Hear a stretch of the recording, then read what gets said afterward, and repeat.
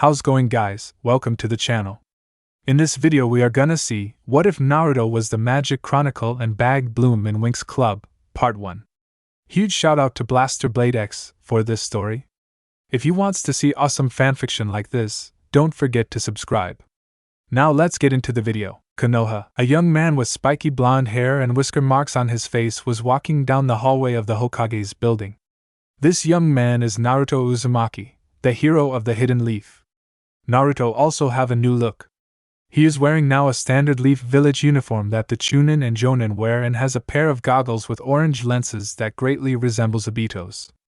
Naruto also has a backpack with him as he has been called over to be assigned on a day's worth mission. So far it's been a few months ever since the Fourth Great Ninja War was won by the Ninja Alliance.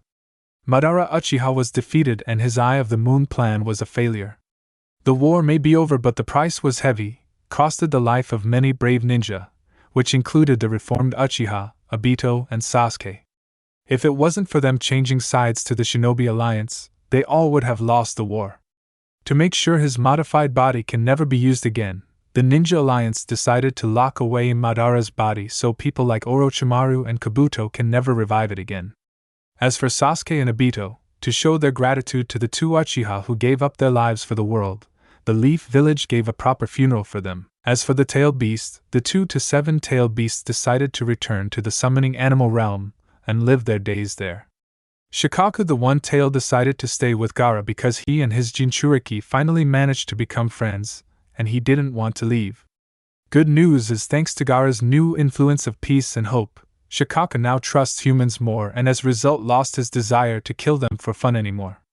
Gyuki the Eight-Tails decided to stay with B because both he and B shared a bond for a long time and won't mind being his Jinchuriki for a while longer. As for Kurama, he decided to stay with Naruto. After becoming friends with Naruto, he won't mind fighting alongside him again. During the past 3 months, Naruto has been doing some training with Kakashi, B and Yamato. Not only he wants to improve his strength so he can protect his friends with his own strength instead of just using Kurama's. He knows very well there might be a new threat after Madara and the Akatsuki were defeated during the Fourth Great Ninja War. Not to mention the fact that Orochimaru is still out there somewhere in the world. It's true he helped them fight against Madara's evil plan, but Naruto doubts he'll leave the village alone. There have also been a report about Kabuto's body was nowhere to be seen back at Madara's old lair during the war. Naruto guessed Orochimaru must have picked him up before the search team got him. During the past months after the war, Naruto managed to pass his Chunin exams, and he is still working his way up to Jonin. Naruto was very glad he finally became a Chunin after 3 years of holding due to his training with Jiraiya and his battles against Orochimaru and the Akatsuki. Naruto has been doing some new training on some new wind-style jutsu. Naruto was given 2 chakra blades that he used in Naruto Shippuden, Movie 4, Lost Tower, to help him better control the flow of his elemental chakra flow. They have proven very handy to Naruto in battle ever since he got them. Kakashi also decided to teach Naruto his father's signature jutsu, the Flying Thunder God Jutsu.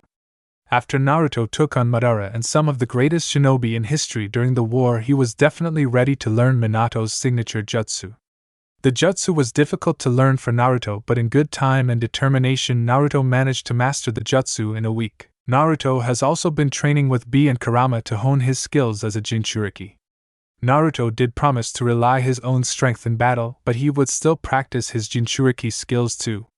It took Naruto a long time, but he managed to master his full Jinchuriki powers like Killer B. Meanwhile, Naruto made it to Hokage's office and Tsunade was sitting at his desk with Shizen standing by her side. Tsunade has her serious face and Naruto knows what this means. Something big is happening. The war has ended months ago, but now some new evil might pose to some threat to the village. Naruto knew something might turn up eventually after the war. "You wanted to see me, Grandma?" Naruto asked. "We have a mission for you, Naruto," Tsunade said. "It concerns of the recent activity of Orochimaru." This got Naruto's attention. "What did you find out?" Naruto asked. "We have learned that Orochimaru has allied himself with a new partner," Swanda said.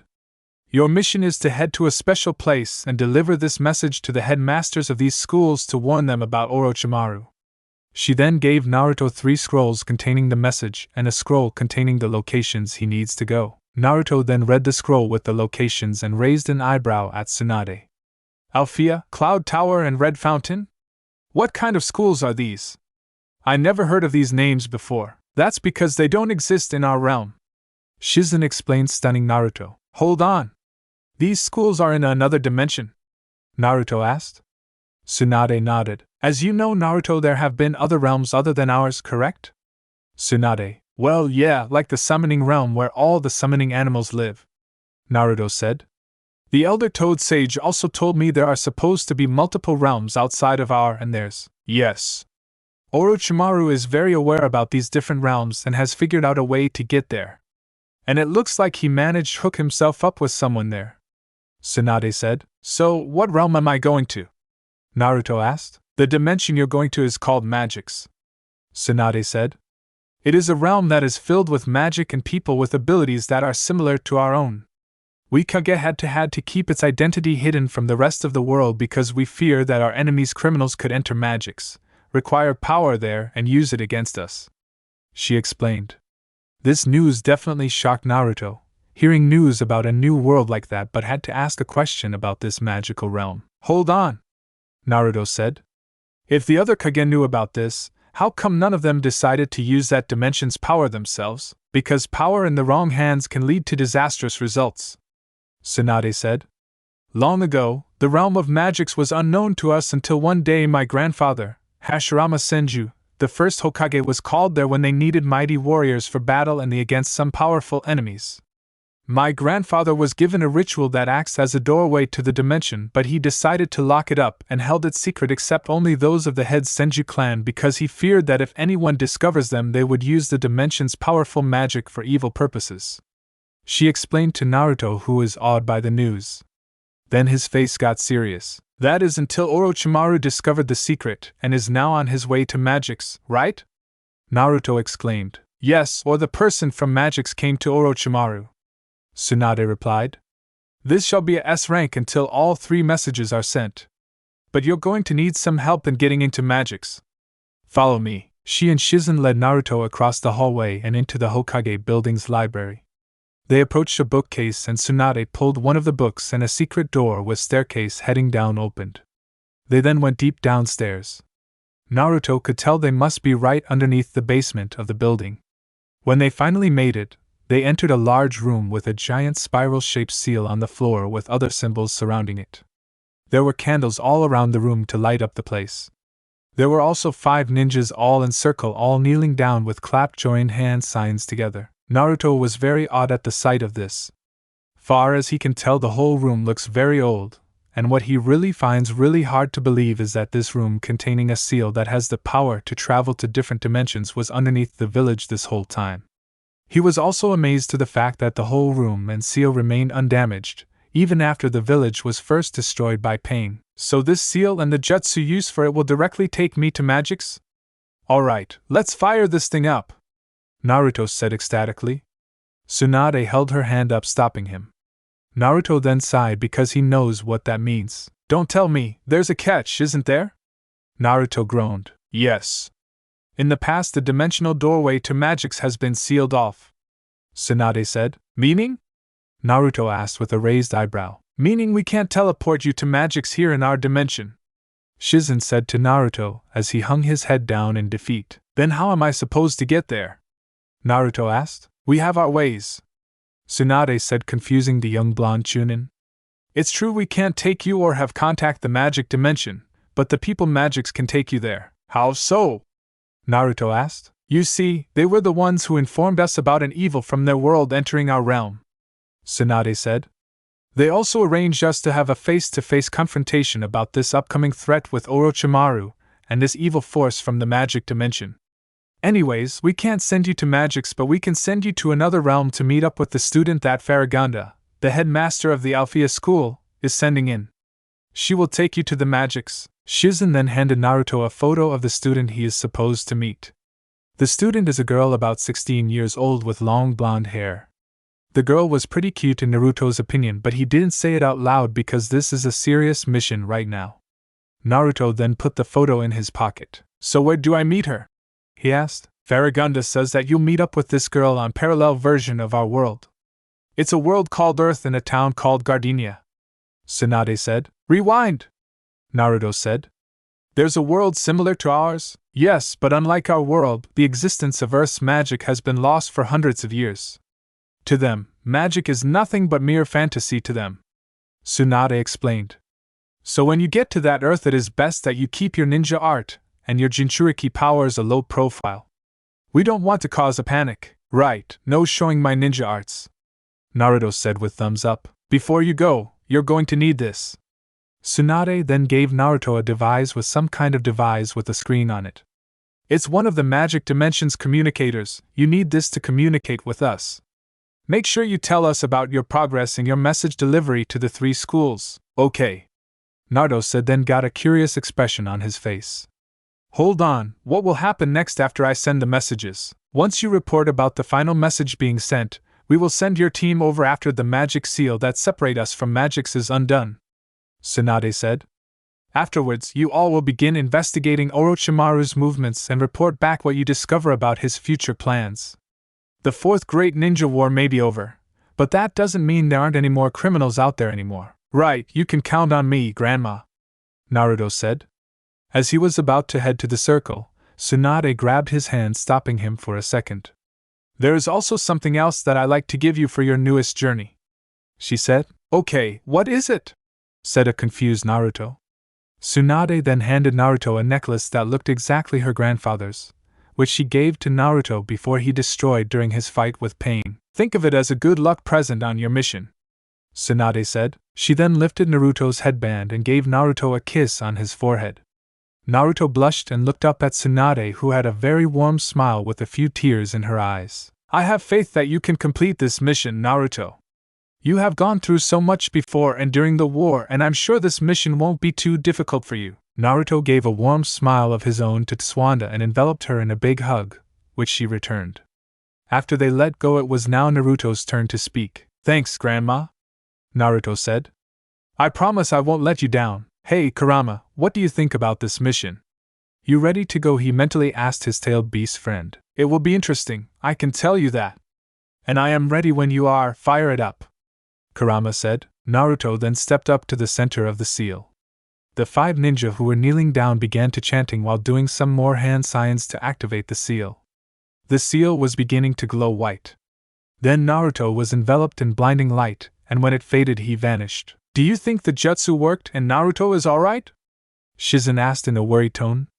She knows how Naruto can take care of himself and has survived a war, but to her Naruto is still a kid. Not to worry, Shizen, Tsunade said in an assuring tone. Have faith.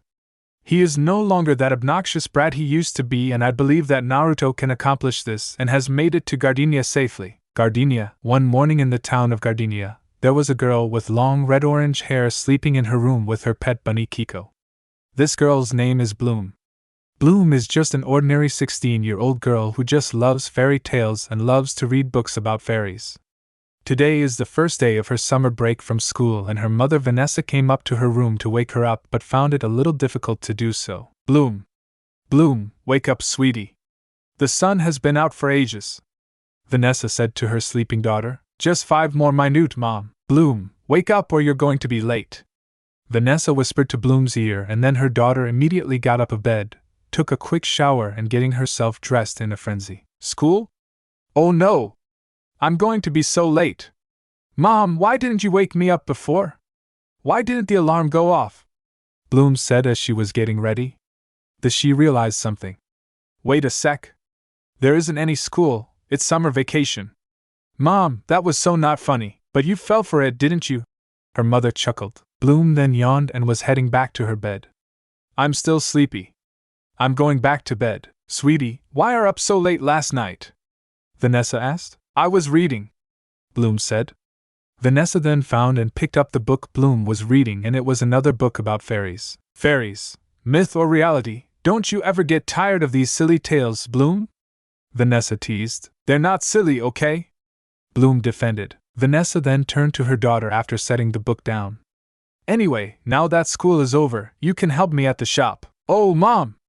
Bloom groaned before her mother left her room. Bloom then came downstairs for breakfast with her mother and her dad Mike. Bloom's mother owns a flower shop in town, and sometimes Bloom helps her mother out there either she wants to or not. While her dad is part of the Gardenia Fire Department, and he can very protective about his daughter, Bloom does love her parents very much, but she is annoyed to the fact that they don't give her enough freedom. Bloom is already 16, and yet her dad still treats her like a little girl. Every summer they go to the beach together, but Bloom wants to celebrate differently for her summer vacation. "Good morning, sunshine," Mike says to his daughter. "Dad, I don't want to spend my summer vacation working at the shop. I wish I can go somewhere fun with my friends." Bloom complained, trying to reason with her parents. "When you're older you can go wherever you want," Mike said. "And how old is older?" "I'm already 16, Dad," Bloom said. "Only 16, to me you're still my little girl," Mike said. Bloom was still not happy. "Look, how's this? We're all going to the beach like we do every year." "Dad, I don't want to go to the same old beach with you and Mom," Bloom said. "My friends' parents lets them go on trips alone on holidays. I just want to do something special this year." "Something special, huh?" Vanessa said. "Well, for that you'll need wheels," Mike said. This got Bloom excited. She rushed right out to see what her parents got her. When she came out, it wasn't a car or one of those new motorized scooter, it was just a regular bike with basket in the front, much to her disappointment. She did not want to show her disappointment to her parents, not wanting to hurt her parents' feelings. She did feel grateful they got her a gift for her, but it was not what she was expecting. She could at least show her gratitude to them by at least riding to the park on it. As Bloom left to the park on her new bike, Vanessa got the feeling that Bloom was disappointed in her new gift. "See, Vanessa, she's speechless," Mike said, obviously oblivious to his daughter's disappointment. "I can see that, Mike," she said. "But I think she's expecting something else." "Like what?" "A 10-speed? Mike asked. "No, Mike, a car or a motored scooter like all the other kids her age has," Vanessa said. "What?" "She's still dreaming about being a fairy, and those fancy sports cars and scooters don't cost cheap, you know?" Mike defended. Vanessa just sighed, seeing how her husband is not seeing the point. "She's 16, she's growing up," Vanessa said. Bloom began riding across town on her new bike with Kiko while being greeted by some of people in her town. She finally made it to the park and was about to sit near a tree to relax while Kiko went out to play a bit. "All right, Kiko, don't go too far," Bloom said while she enjoys an apple she bought along the way there. While Bloom was relaxing, a bright light appeared at the Park of Gardenia, and when it finally faded, Naruto emerged out of it. He checked himself to see everything is where it's supposed to belong on his body, and he seems to be all right. He also looked around to see if anyone saw him appear out of that bright light, and thankfully no one did. He then began his search for the girl he is supposed to look for by jumping through the trees in the park. Naruto could tell the park goes on for miles, so he decided to sense her magical power to find her. According to Tsunade, fairy's magical energy is similar to chakra, which means Naruto will be able to sense her. He closed his eyes in order to sense her power, and then he felt something powerful up ahead. So he went to direction where it is coming from, figuring it might be that fairy he is supposed to look for. As he was hopping tree branch to tree branch, he managed to find the source of the power he sensed before. However, the power was coming from another girl instead of the blonde fairy he was supposed to find. The girl with the power Naruto sensed is actually coming from Bloom, who is enjoying the snack she brought with her. Naruto was a little disappointed that it wasn't the girl he was supposed to look for during his mission, but he wasn't necessarily complaining. As he got a good look at Bloom, he had to admit, she was beautiful, more beautiful than the fairy in the photo Tsunade gave him. Naruto knew that he had a mission to do, but he couldn't help but stare at Bloom. To him, she is cute, and the way she eats is also cute. As for Bloom, she got a strange feeling that someone was watching her and was a little afraid it might be a stalker.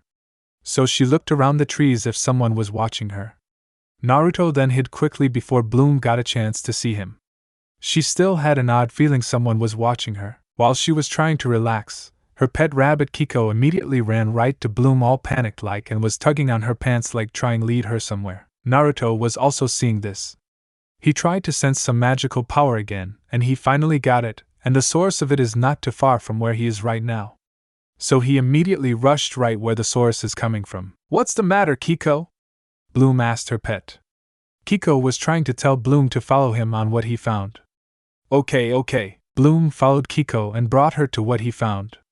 She was seeing some kind of fight with a girl with fairy wings carrying some kind of staff, about her age, fighting a large yellow skinned monster wearing brown overalls with a bunch of small little red monsters. When Naruto arrived, he was also seeing the fight and the girl fighting the ogre and the ghouls. He got a good look at that girl with the wings, and it's the fairy he was searching for. Naruto feels like he should help out at the fight but decided not to because he can tell that fairy was winning. During the fight, the fairy kicked two ghouls away. She blasted the other one with Ray of Sun. The ogre then charged at her while she had guard down and managed to hit her. The ogre then picked up her staff so she can't use it against him anymore.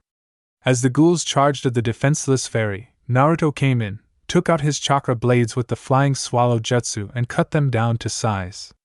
His strikes caused the ghouls to vanish.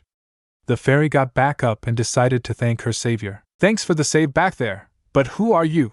she asked. "My name is Naruto, and I was sent to find you." "I'm Stella, so you're the guy Ms. Faragonda told me to meet up with on Earth?"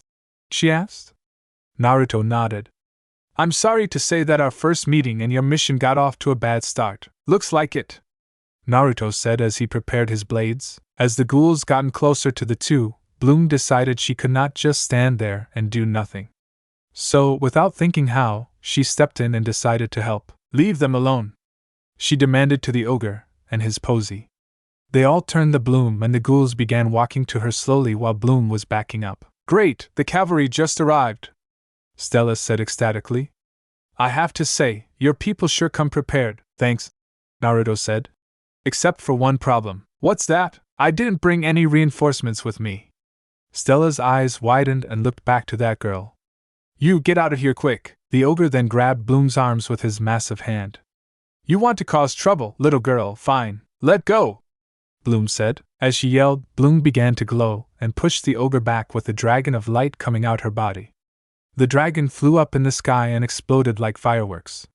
The ghouls tried to attack her next, but Bloom extended her arm out while looking away and a barrier formed around her that pushed those monsters away. Bloom was very shocked by what she just did. Naruto and Stella were awestruck by what Bloom just did back there as well. Naruto then came over to Bloom to get some answers. "That was amazing," Naruto said. "How did you do that anyway?" "To tell you the truth, I don't know," Bloom said. When one of the ghouls tried to attack Kiko, Bloom grabbed a stick and whacked with it. The ghoul was slammed into a tree and disappeared. The ogre tried to attack Bloom again.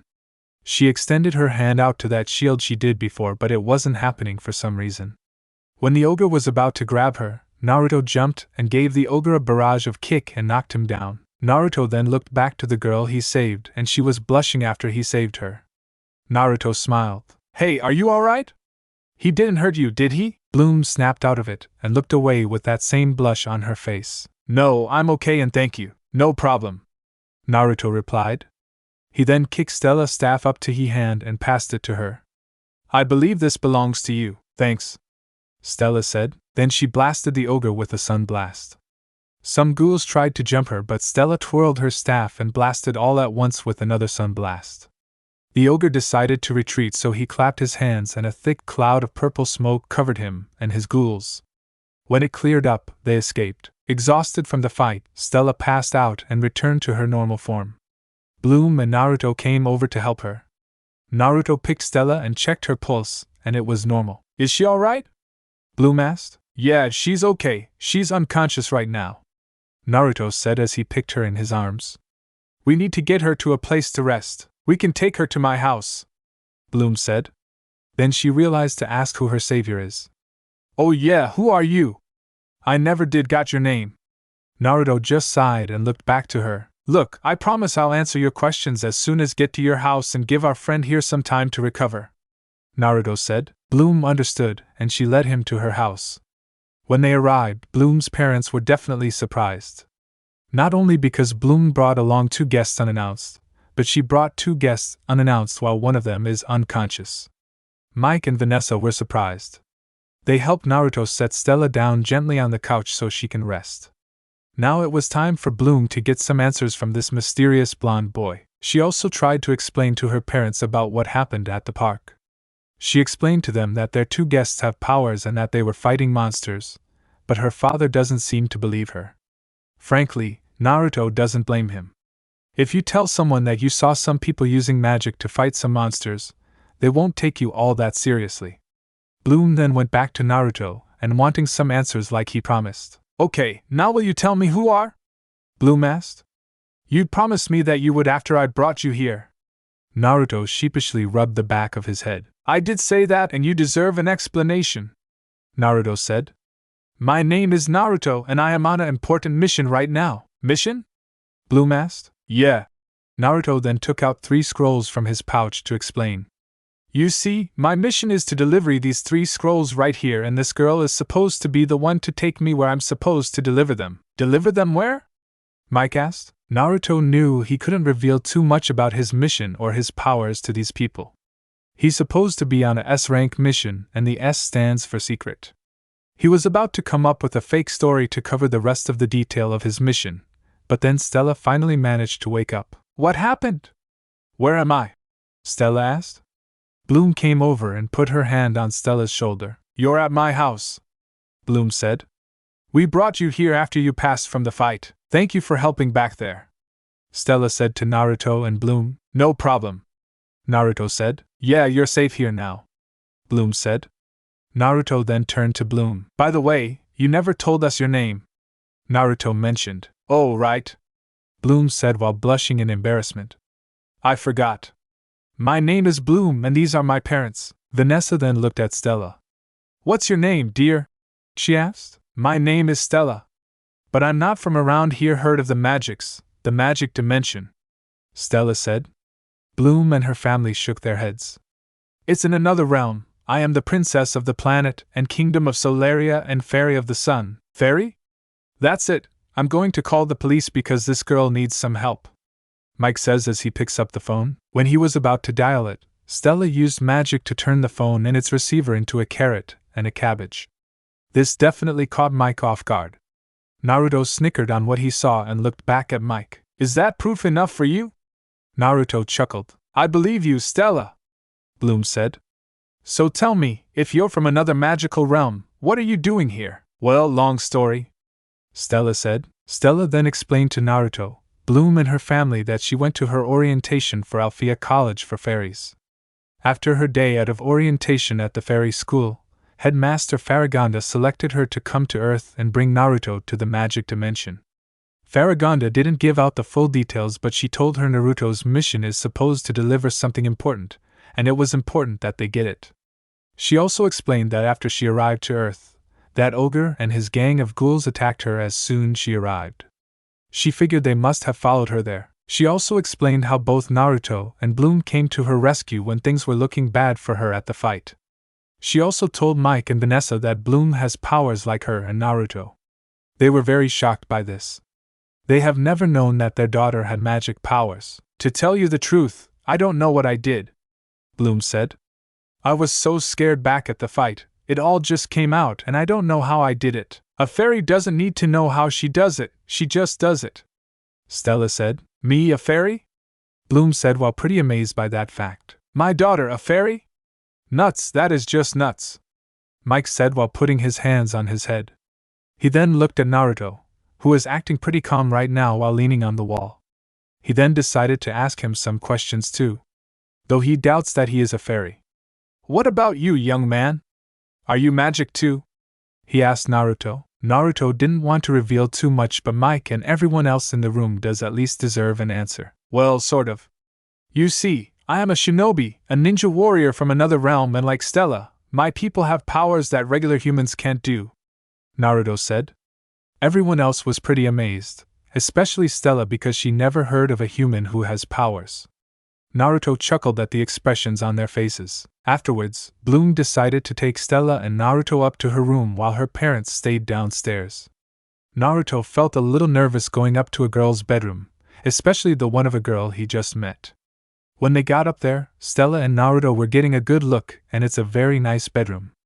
Naruto also noticed some drawings on the wall near her desk. Naruto got a good look at them and had to admit they were very impressive. Cool, I love your room, Bloom, Stella said happily. Thank you, Bloom replied. Naruto then called Bloom over while he was looking at her drawings. Say, Bloom, did you draw these? He asked and she nodded. Yeah, What do you think? Bloom said. These are really good. A friend of mine is really good at drawing art too. If he was here even he would think these are good. Naruto said. Oh, thank you, Bloom said. Bloom looked down on the floor and Naruto and Stella can tell something is troubling her. Is something the matter, Bloom? Stella asked. No, nothing's wrong. It's just that a lot has happened today and after what I've experienced, I don't know if I am a fairy like you, Stella. Bloom said. In order to use your magic, Bloom, you need to believe in it and in yourself. That's how you were able to do it before. You've always had powers but you just didn't know it. All you have to do is concentrate and you are able to do it, Stella said. Stella then demonstrated her magic by taking the pencil on Bloom's desk and merging them into one. Okay, Bloom, you try it. Try and return the pencils into their original state, Stella said. Bloom tried doing it. She tried to concentrate to see if her magic would work, but it wasn't working. Her magic wasn't coming out. She then gave up trying and just sat on the bed. While Stella returned the pencils to normal, Naruto just shook his head seeing how Bloom feels defeated. Bloom, how can you just give up so easily? Naruto asked. My magic wasn't coming out. There wasn't anything I can do about it, Bloom said. There is always something you can do. You just need to try and try again, Naruto said. He's right, you just need to practice, Stella said. If you want to learn more about magic, then you should come to the Althea College for Fairies. That's where I go. Where is it? Bloom asked. It's in the magic dimension, the home of all magical creatures, including fairies like you, Stella said. Bloom was amazed that she has magical powers and might get a chance to go to a school of fairies. Though she's sure she shouldn't get her hopes up. Her dad might not approve of the idea of her leaving home and Earth just to go some magical school. Everything seemed calm, until Naruto felt a strange feeling. That someone is coming, someone with very bad vibes. It was good thing he learned Kurama's ability to sense negative emotions. It has really come in handy. Bloom noticed the change of expression on Naruto. She also noticed he was narrowing his eyes at the window. What's wrong, Naruto? Bloom asked in concern. I am sensing something. Something very evil is coming, Naruto said in a firm tone. This shocked Stella and Bloom a bit. How are you so sure? Stella asked. They got their answer when they heard some noise downstairs. It sounded like one of doors got broke down by someone. I don't know, just a hunch, Naruto replied sarcastically. It came from downstairs, Bloom said. Mom! Dad! Kiko! They rushed right downstairs and right in front of them were the same ogre and ghouls that attacked, but also with them is a taller creature with blue skin and long hair. This one is a troll. Now then, where are those fairies? The ogre asked. Right here, ugly, Stella said. How did you find me here? I have a name, you know. My name is Canute, and to answer your question, someone helped us find you. He gave us a piece of that punk-torn clothing for my troll buddy here to track you. It was months old, but it helped get the job done, Canute said. This got Naruto's attention. Who helped you? He asked the ogre. Don't know him exactly, but he sure weren't an average-looking guy, that's for sure. He had white hair and was human-looking, wore glasses and had this freaky white reptilian skin, Canute said. Naruto began to think if he knew someone like that, and that's when it hit him. The man who helped these monsters find him is Kabuto, Orochimaru's right-hand man. It looks the rumors are true. Orochimaru has gotten some connections in magics. Stella decided to change into her fairy form. She blasted the troll with an energy blast. It managed to withstand it. Naruto decided to join in the fight. Before he did, he sensed someone else from the outside, and this one is more powerful than these two. He also knew he can't use his jutsu inside the house, or otherwise he might bring the whole building on top of them. We can't fight them in here and we're outnumbered. We need to head outside and split them up, Naruto said to the two fairies. They understood and nodded. Bloom decided to lead the ghouls out of the house, which she managed to do. She then saw a moving boiler pot, and when she picked up, Kiko was hiding under it. She then sees Stella getting tossed out of window by the troll, and the latter came out the front door. Canute was sent flying out of the window and landed on someone else's car, courtesy of Naruto hitting with incredible strength. Canute had to admit, at first he was caught off guard. He faced Naruto last time, but now it looks he can't beat him. When Naruto jumped out of the window, he sees the troll that's about to hurt Stella and Bloom. He was about to go over and help until he sees a ball grappling weapon stop the monster in its tracks first. Naruto looked and there were 3 guys there, one with blonde hair carrying a blue glowing sword and shield, one with brown hair carrying a bigger green glowing sword, one with light orange hair and glasses holding a cross between a futuristic gun and crossbow, and finally one with spiky red-violet hair, holding the grappling ball weapon connected to glowing knife blade. Naruto then came over to them and decided to ask them some questions. "Who are you guys?" he asked. "We're the specialists," the blonde one said. "Specialists?" Naruto questioned. "We are warriors in training from the Red Fountain School of Heroics and Bravery," the one with the glasses said. The school's name got Naruto's attention because it's one of the school he's supposed to go to deliver Tsunade's message. Then he decided to get back to task at hand. "How did you guys even get here? Stella told us where to find you guys," the brown-haired one answered. "If you are done asking questions, how about we get back with the fighting already?" the red-head boy said. Then the troll grabbed the line he was tied to and swung the red-haired specialist around to where the girls are. The troll began attacking the one blonde specialist, but he was defending the monsters pounding with his shield. Then Naruto gave the troll a flying kick, backed him away the monster. The brown-haired specialist slammed his sword to the ground and created a trench in between the troll's legs. Then, finally, the specialist fired his weapon near the troll's feet, causing him to fall into the ditch they made. The red-haired specialist got back up and began attacking the ghouls with his phantom blade saber. Canute punched when he had his back turned, but then Stella and Bloom attacked Canute with a combined magic blast. Bloom was amazed by what she did. All she was focused, and she managed to use her magic. "Wow, I really can do it," Bloom said. "Like I told you, you got Winx," Stella said. Canute then got back up on his feet and was ready for some more, but the specialists, Naruto and Stella, surrounded him. "He can tell that he can't win this fight. What do you say, big guy? You want some more?" Naruto said in a smug tone. "No, I think I'm done for today, but we will meet again," Canute said. Then he clapped his hand and a thick cloud of smoke appears, and when it faded he disappeared. Afterwards Stella decided to introduce her new friends to the specialists. The tough guy with red hair name is Riven. The brown-haired one Sky, the prince of his kingdom, Heraklion. The one with the glasses is Timmy, the brains of the team. And finally the blonde one is Brandon, Sky's squire. Even though Canute and the ghouls got away, the specialists decided to take the troll back to the magic dimension. Brandon then placed some collar on him that paralyzes him. "What are you going to with him?"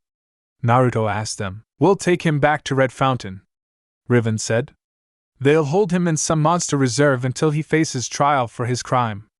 Sky then came over to Naruto and sticks his hand out to him. "Thanks for helping us and defending the girls," he said. "I have to say, even though you don't go to the Red Fountain School, you sure do know some skills." Naruto smiled at this and returned the handshake. "Thanks. You guys fight pretty good too." Timmy was looking at Naruto with his finger on his chin, thinking. "Naruto, you seem to have been holding back at the fight. Any reason for that?" Then the specialists and the 2 fairies were looking at him. "Well, they weren't really much of a challenge," Naruto said. "Trust me, I have more power than you all realize." They were all pretty awed by his reply.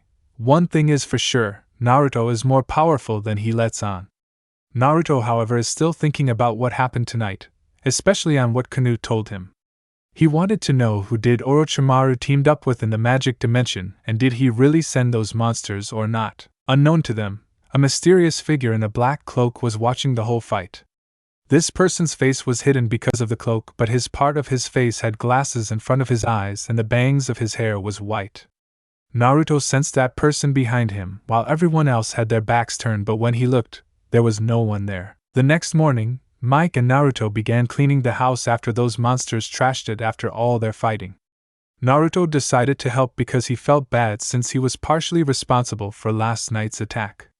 Stella then came in the room seeing them cleaning the old-fashioned way. "Let me help, I can fix this place up with a little magic," Stella said. "Thanks, Stella, but I prefer to do it this way," Mike said.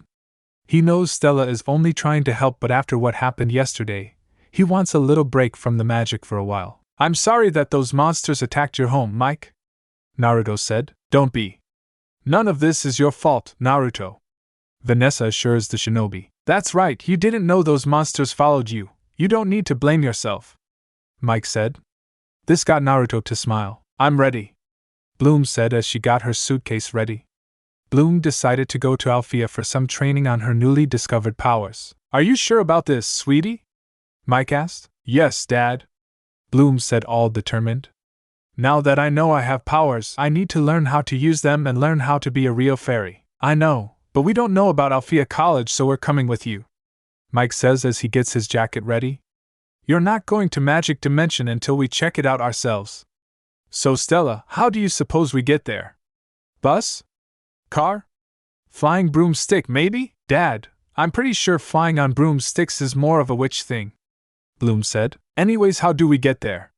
Bloom's got to register there, and I need to send a message to headmaster of the school, Naruto said to the Fairy of the Sun. I can take us there by using my ring scepter, Stella said. Is it also really a good idea to bring regular humans to a magic dimension? Naruto said while pointing at Bloom's parents. Because I'm pretty sure there might be rules for that. There are, but you know what they say, some rules are meant to be broken, Stella said as she transformed her ring into her staff. Now you're talking my language, Naruto said. Stella then raised her staff in the air, and then opened a portal that will lead to Magix. After they went through it, they all managed to make it to some forest area. They also looked to see the Alfea College for Fairies. The school almost looks more like a beautiful castle than a school. Bloom and her parents admit the place looked amazing even when it's miles away. Naruto also looked at the school, and as it is the first stop of his mission before he can begin his real one, find Orochimaru. He tried to sense his presence but couldn't find it anywhere in the area.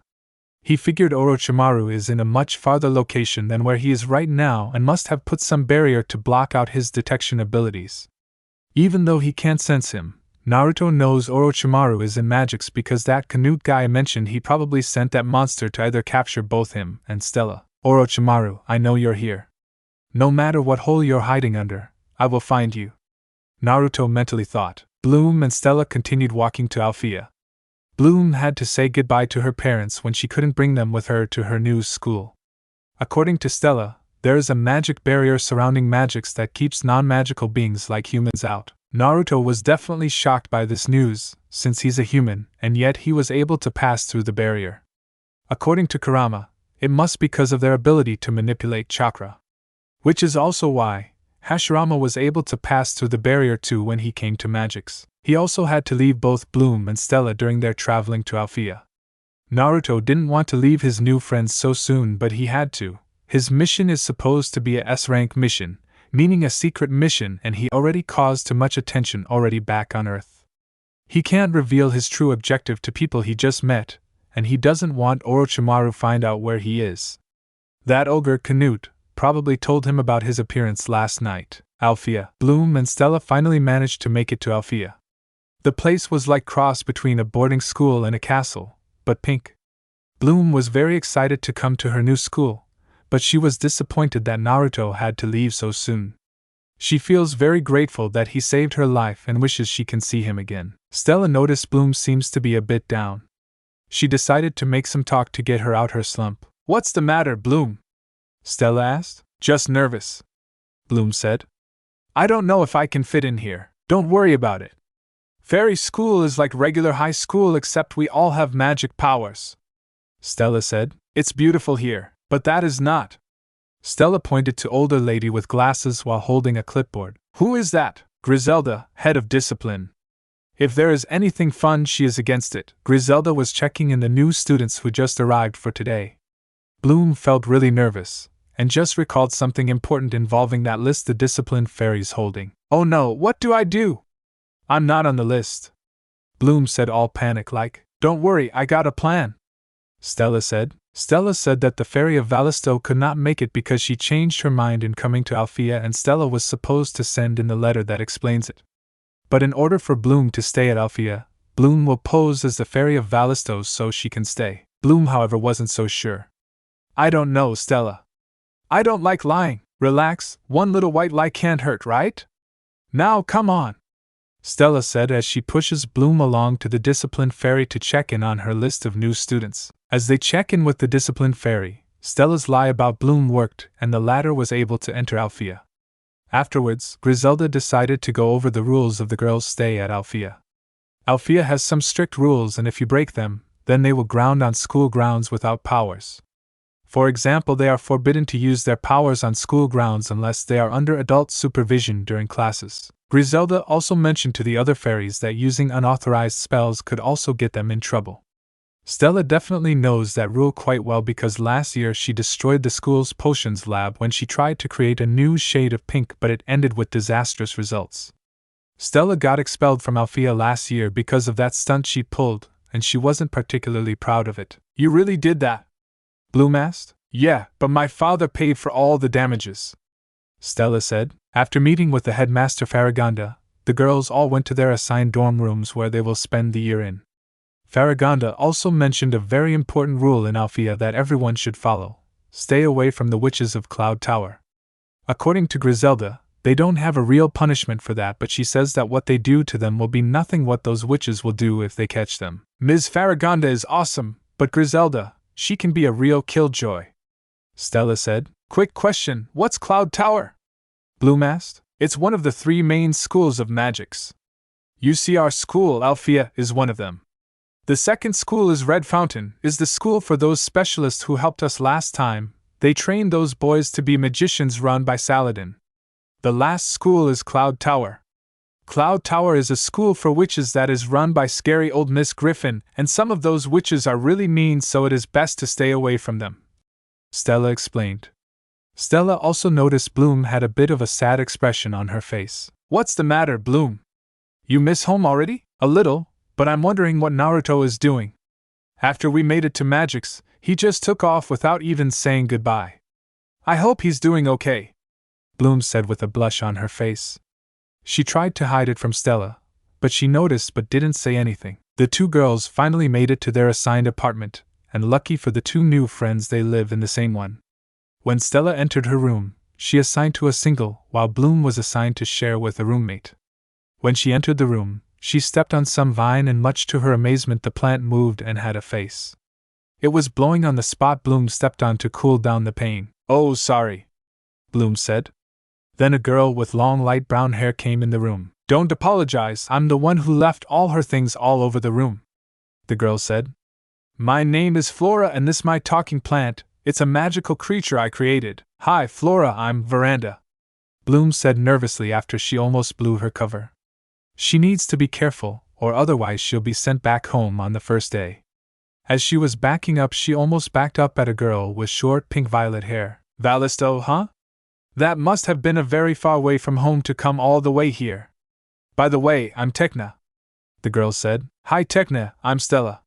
The blonde introduced herself to the other girl. Yes, I have heard about you, you're very infamous here. I've heard about it too, this new girl, black hair and pigtails, said. Yo, the next time you decide to blow up the room, please let us know ahead in case we need to duck and cover. The other girls laughed at the joke, while Stella just crossed her arms and pouted, not liking that little crack one bit. Oh, it was just an accident if you really want to know, and it was in the name of fashion. I'm curious. Did you actually manage to create this new shade of pink even though it caused your expulsion? Tekna asked. No, but when I do, it's going to become the official color of Solaria, Stella said. Good to know. By the way, I'm Musa, the girl with the pigtails said. Bloom and Flora were hearing some ruckus back in their room, and they see Flora's talking plant holding Bloom's pet bunny Kiko upside down. Bad plant. Put him down, Flora said. Bloom then came over to the plant and sees a bite mark on one of its vine arms. It's okay, Flora, it's not the plant's fault. I'm betting Kiko tried to eat it, it was only trying to defend itself. You hungry, little bunny? Flora asked Kiko, and he nodded. Flora then took out a flower pot and sprinkled something on it, and then carrots grew instantly. Speaking of eating, how about the 5 of us head downtown for a bite to eat? It will be our way to celebrate the new school year. Stella asked her new friends, and they all agreed to go. Great idea, that will give us chance to know each other, Flora said. Anyone in the mood for pizza? Bloom asked. What's pizza? Musa asked. After Bloom tried explaining to her friends what pizza is, the girls decided to take a bus ride to downtown Magix City. Meanwhile, in the forest outside of Althea, during around the time where Bloom and Stella made it to Althea, Naruto decided to talk to Tsunade through that Magix communicator she gave him. When Naruto activated it, it created a holographic image of her while talking. The advanced technology of this dimension amazed Naruto as he touches the hologram. "Greetings, Naruto, how was Dash?" Tsunade was saying, but stopped as she got annoyed with Naruto playing with the hologram. "Knock it off, sorry," Tsunade sighed before she continued. "Did you manage to get to Magix safely?" "Yep." "So how do you think I should give the message to the Althea headmaster?" "Walk right up to front door during the school's orientation," Naruto asked. Tsunade shook her head. "No. Remember, Naruto, this is a secret mission. We cannot risk your cover being blown, and if people find out someone as dangerous as Orochimaru is roaming around the magic dimension, then it will cause a panic. And a school of young fairies finding out about this information will cause a panic as well. More importantly, Orochimaru will know you're there. Then how am I supposed to deliver the message then?" Naruto asked. "The best time to enter the school is around the evening. The students will all be inside at that time, and you'll be able to meet with Farragonda before it gets too late," Tsunade said. "Got it. Also, last night after I left, I have found out a clue about Orochimaru being here in Magix," Naruto said, shocking Tsunade. He then told her about what happened in Gardenia. About how he, Stella, Bloom, and those specialist guys who helped them, fighting those monsters. He also mentioned how Kabuto helped them. This definitely caught Tsunade by surprise, but this also means that the rumors are true after all. Orochimaru did find a way to travel to different dimensions, but the big question is, what is he planning? Whatever it is, they know it won't be good. Tsunade can tell, if Orochimaru had to travel to a different dimension, then his new goal might be bigger than his old ambitions to learn all the jutsu in their realm. "Alright, Naruto, keep me informed on whatever clues you can find on Orochimaru and his plans. Also, when you make it to Althea, make sure you tell Ms. Farragonda to break the seal that separates our world to theirs. Since Orochimaru can somehow travel freely there, then that means we should too in case your team needs backup," Swanda explained. Naruto nodded. "Right.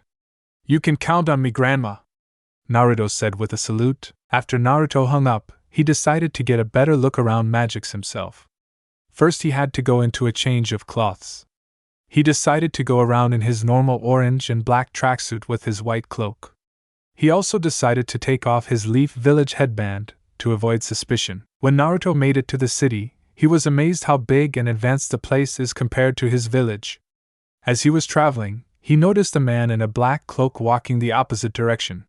Naruto's negative emotion detection ability noticed something very evil about that guy he just passed. Naruto decided to silently follow him through town. Something about him seems familiar. Naruto may be able to detect chakra, but he is not a sensor-type ninja, so he can't fully identify the man he is following. Downtown Magix. Bloom and her new friends made it to downtown Magix City. Bloom was excited to see what's there. She told Flora, Musa and Tekna that she hasn't left her kingdom before, so her new friends decided to surprise her by keeping her eyes shut until they arrive at their stop. "Can I open my eyes now?"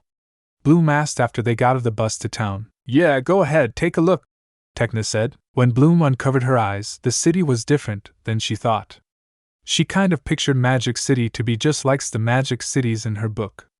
But instead it looks like a regular city but with hover vehicles traveling on the roads instead of cars. This disappointed Bloom. "What do you think?"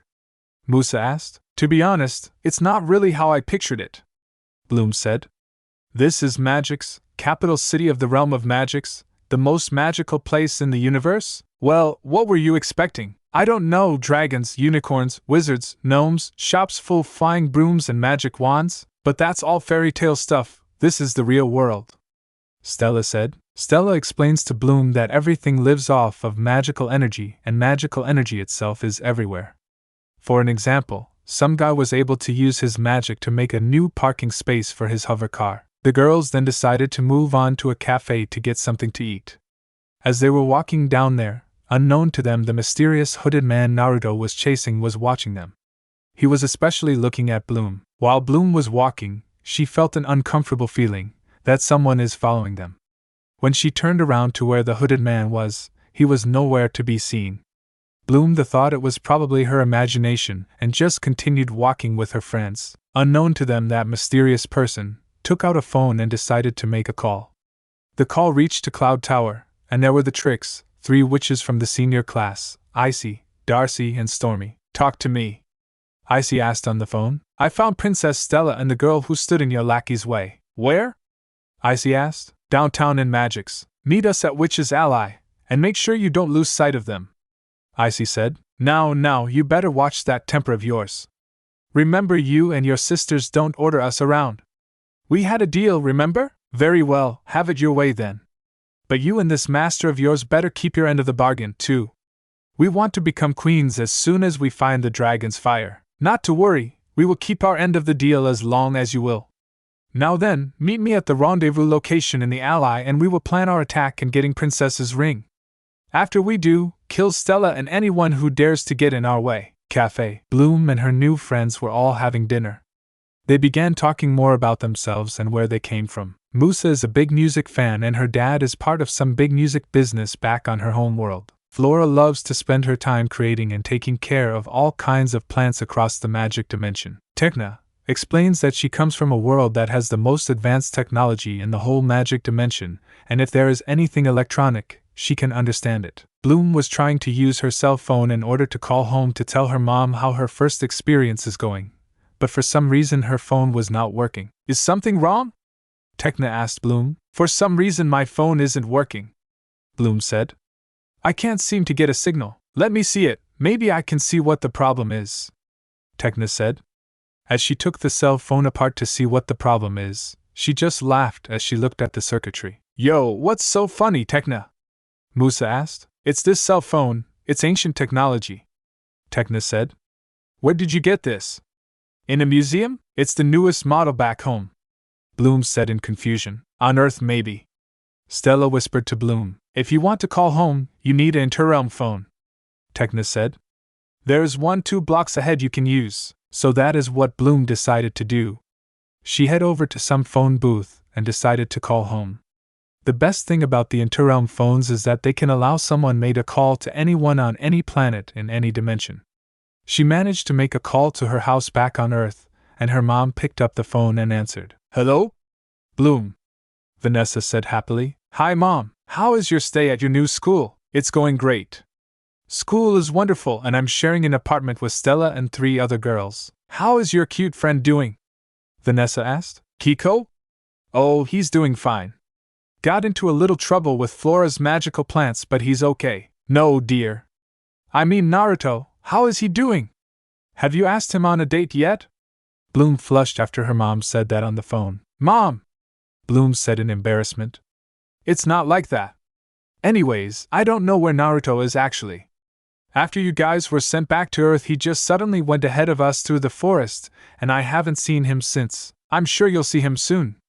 Also, have your classes started yet? No, not yet, they start tomorrow. As Bloom was continuing to talk with her mother, she saw someone walk past the telephone booth. When she got a closer look at him, she realized it's Canute, the very same troll that attacked her home back on Earth. Mom, I gotta go. I promise that I will call back soon. Bloom then followed Canute to see where he is going. Canute tiptoed to an empty alley and Bloom also tiptoed toward the same alley without being seen. When Canute entered the alley, the tricks came out of the shadows. Also who came out with them was the mysterious man in the cloak. Bloom felt a really bad vibe off them for some reason, especially the one with the hood with them. She can't really explain how she can tell they are bad news, but something in her is warning her about those people. Around that time, Naruto hoped on top one of the buildings that the tricks, Canute, and hooded person are. He has been following him all over town but lost him for a while seeing how big the place is. But now, he was able to find yet again and it looks like he is making some kind of deal. He wanted to know what is going on. The hooded person decided to show his face, and Naruto was very shocked to find out who it was. The person who allied himself with that ogre Canute and those 3 witches is really Orochimaru's right-hand man, Kabuto. Kabuto is different than he was at the war. He now has his regular skin and human features back. He is still wearing the same snake hood he had during the war, but underneath it were his regular cloths that he wore when he worked for Orochimaru. While Naruto was hiding on top of a rooftop to hide, Bloom was hiding behind some trash cans to hear what is going on right now. She can't quite see Kabuto because Canute was in the way. Naruto doesn't notice Bloom hiding because he's too busy focusing on Kabuto. What took you so long, Canute? Stormy asked the ogre rudely. Well, first I had a quick donut to eat, then I had to shop for some new glasses and dash. That was a rhetorical question, Canute. Icy snapped. Then she turned to Kabuto. So then, what do you find, Kabuto? Did you find the ring we have been searching for? The very same ring that will lead us to great power? Kabuto said. Then yes, I have found it. Great. Our first step in achieving power beyond belief lies in that ring. We must have it. Icy said. They are after Stella's ring? Bloom said to herself. Anyways, your ogre mentioned a young blonde boy with whisker marks on his face, correct? Kabuto questioned. Well, yes. Do you know him? Darcy asked. Very well, in fact. His name is Naruto Uzumaki, and he hails from the same realm as me and my master, Kabuto said. Bloom was shocked about this news. That person who is with the tricks is from Naruto's dimension. So why are you so concerned about him? Icy scoffed. If you and your master is so tough, then some guy with stupid-looking face marks wouldn't be that much of a threat, let alone a threat to us. Don't be so sure. Naruto should never be underestimated, Kabuto said in a calm yet serious tone. Those fairies and specialists shouldn't be much of a problem, but Naruto is a serious threat to our plans. Never let your guard down when you face him, whatever. Icy brushed off. Anyways, what about Princess Stella? Where did you see her? Some cafe near Wands Avenue, Kabuto said. As they were talking, Darcy sensed something. Hold on. I sense an intruder, she said. This gave Kabuto a devious smirk on his face after he sensed it too. Please allow me, ladies, he said. He shined out of the scene. While Bloom wasn't looking, Kabuto snuck up behind her and kicked her out of her hiding spot, leaving her exposed to the three witches and their ogre lackey. Naruto had widened eyes to see Bloom there. He could tell Bloom won't stand a chance against those witches, and she especially won't be a match for Kabuto. Well, hello there, Icy said with a sick smile on her face. Bloom looked very scared. Who are you? Bloom asked. We are known as the Tricks, Icy said. We are also witches of Cloud Tower from the senior class, and no fairy ever messes with senior fairies and gets away with it, Darcy said. But if you tell us where your friend Stella is, we might consider letting you live, Kabuto said. Back off, I have magic powers and I am not afraid to use them, Bloom said.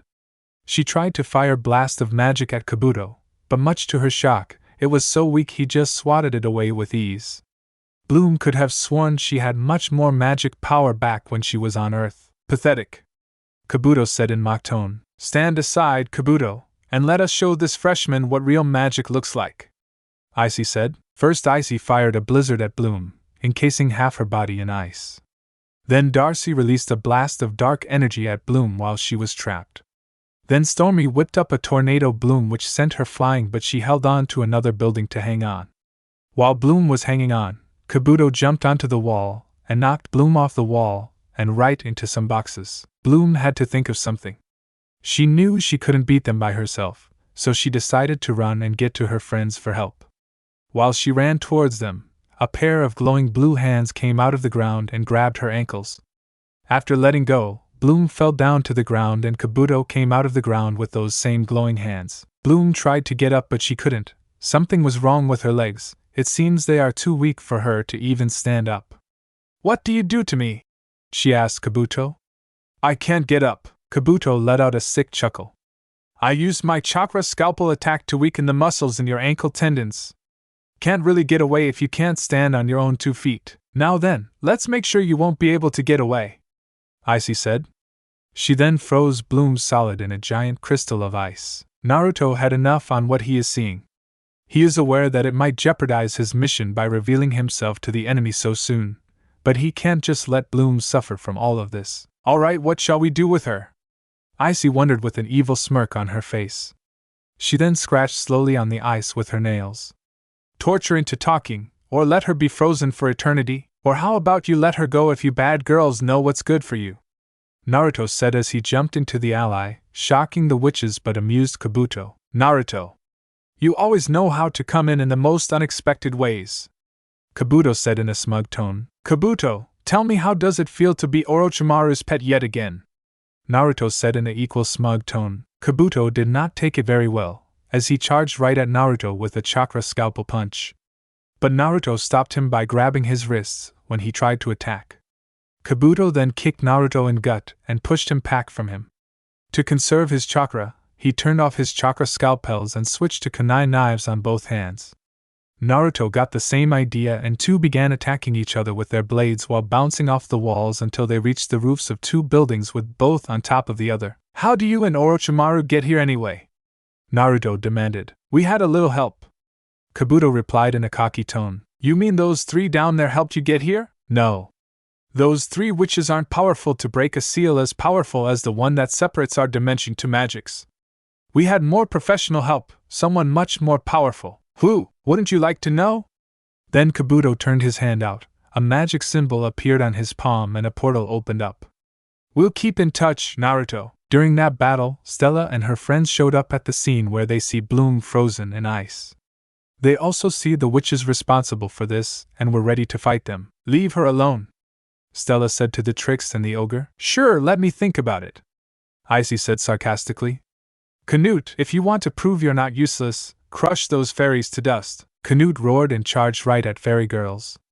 They managed to escape his attack and change into their Winx fairy form. Tekna first trapped Canute in a digital-like force field, then Musa then called two speakers made of her magic and blasted Canute with powerful sound waves. While Canute was dazed, Flora then called a long vine out of the ground and wrapped it around him. Then it threw him right into a wall. Then when Canute got right back up, he charged at them again. But then out of nowhere, Naruto jumped in and knocked him back with a diving kick and then bounced back to the other girls after his fight with Kabuto was over. Naruto then looked behind him and sees Stella and her friends who were very surprised by Naruto's entrance. He smiled at them, gave them a finger wave and said, "Yo, you! You came to interfere again?" Icy said. "Yeah, pretty much," Naruto said with his hand behind his head, but then placed back down and pointed at them with a serious tone. "You three and your lackey better listen up because I am only going to say this once. Leave now." Canute felt intimidated by what Naruto said and can feel a strong power coming from him. He could tell after last night on Earth he was really strong and not an average human. The Trix, however, were not scared at all. "Please! You have no idea who are you dealing with," Darcy said. Funny, I was about to say the same thing," Naruto said. Icy began to grow annoyed by his cocky personality. "Canute, destroy him first." Canute hesitated at first. He knew what Naruto was capable of during his time on Earth, but he decided to attack anyway. Naruto just stood there as the ogre charged at him, causing the other girls to worry. "Naruto, look out!" Stella called out. This left a curious look on the other girls to wonder where Stella knows him from somewhere. As Canute attacks Naruto, he couldn't land a finger on him. He kept on trying to hit Naruto with his fists, but the latter was way too fast for the ogre. He kept on dodging his attacks. Canute charged again at Naruto, but the latter simply ducked the ogre's fist and charged up a Rasengan. He then slammed his attack on Canute's gut and sent him flying out of the ally. "Alright, tough guy, you want to mess with senior class witches, then so be it," Icy said coldly. She then released a barrage of ice crystals at him, but Naruto was able to evade them. Icy then developed a sick smile on her face and fired her next attack at Stella and her friends. "Look out!" Naruto called out to them. They then looked to see the attack coming and Tekna went up in front of them. "Get behind me!" she said to the other girls. She put up a green circular shield on her arm and blocked Icy's attack, but then Stormy attacked them with a blast of lightning, which broke the shield. Icy then launched her ice crystal attack at the fairies again, and this time Tekna won't be able to put a shield to block it this time. Then suddenly, Naruto jumped in front of them and did a clapped hand sign. "Wind style, gale palm," he said. He then pushed his palm in front of him and released a gust of wind from his hand. The attack managed to stop Icy's attack before they hit them. "Alright, if ice wasn't enough for you, then how about a little lightning?" Stormy said as she fired a blast of lightning at Naruto. "Wind style, stream." Naruto then released a stream of wind from his mouth right at Stormy's attack. When the attacks clashed, Naruto's attack managed to break through and Stormy was knocked down. Darcy then tried to blast him with multiple blasts of dark energy, but Naruto was way too fast for her attacks. He kept on bouncing off the walls, evading the attack until reached the top and jumped up high. His hand began glowing blue and was about to launch an attack of his own. "Beast Wave Palm." Naruto then released a blue wave blast combined with his chakra and wind right at the Trix. The tricks managed to dodge the attack, but the force from the shockwave knocked them back. After Naruto landed back on his feet, Stella took out her staff. "Naruto, get back, I'm getting us out of here," Stella said. Naruto nodded, and leaped back where the girls are. Stella used her staff to teleport them all out of there. Icy tried to stop them by freezing them solid, but when she launched her attack they were already gone. "They got away?" Icy said in shock. "No, not again." Somewhere in town, Stella was using her magic to warm Bloom from the ice she was frozen in. Bloom was looked to see her friends in their fairy forms. Naruto then came over to her, put his white cloak around her to keep her warm. She looked up to him and smiled warmly. "How are you feeling, Bloom?" Naruto asked. "A little cold, but I'm okay," Bloom said. "But Naruto, what are you doing here?" "He came to your rescue, of course," Stella said happily. This caused Naruto to blush a bit as Stella continues. "When we were fighting those witches, he came in and helped save you." Bloom was happy to hear that. "I have to say, Bloom, considering you're from Earth and all, you were brave standing up to those witches back there," Stella said. "Stella!" the other girls said simultaneously after Stella accidentally revealed Bloom's real identity. "Why did you call her Bloom and that she is from Earth?" Flora asked. "Yeah, and who is this guy and how do you two know him?"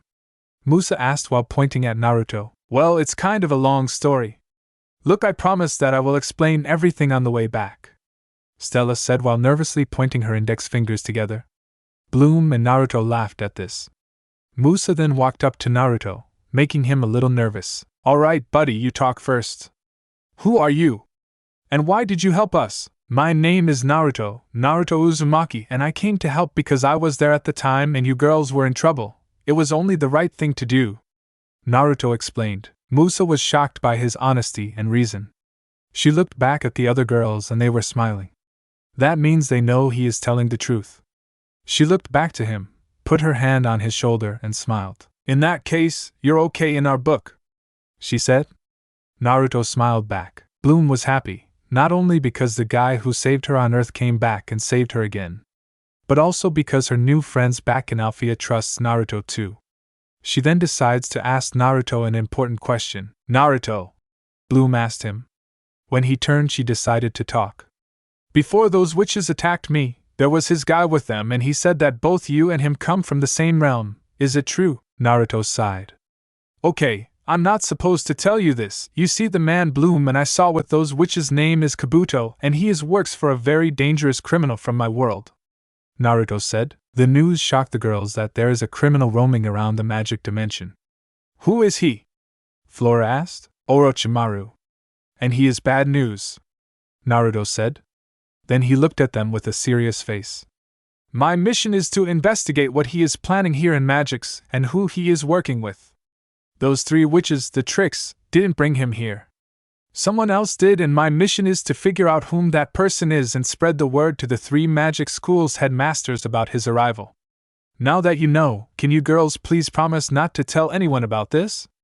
The last thing anyone in the magic dimension needs is a panic." The girls glanced at each other and nodded.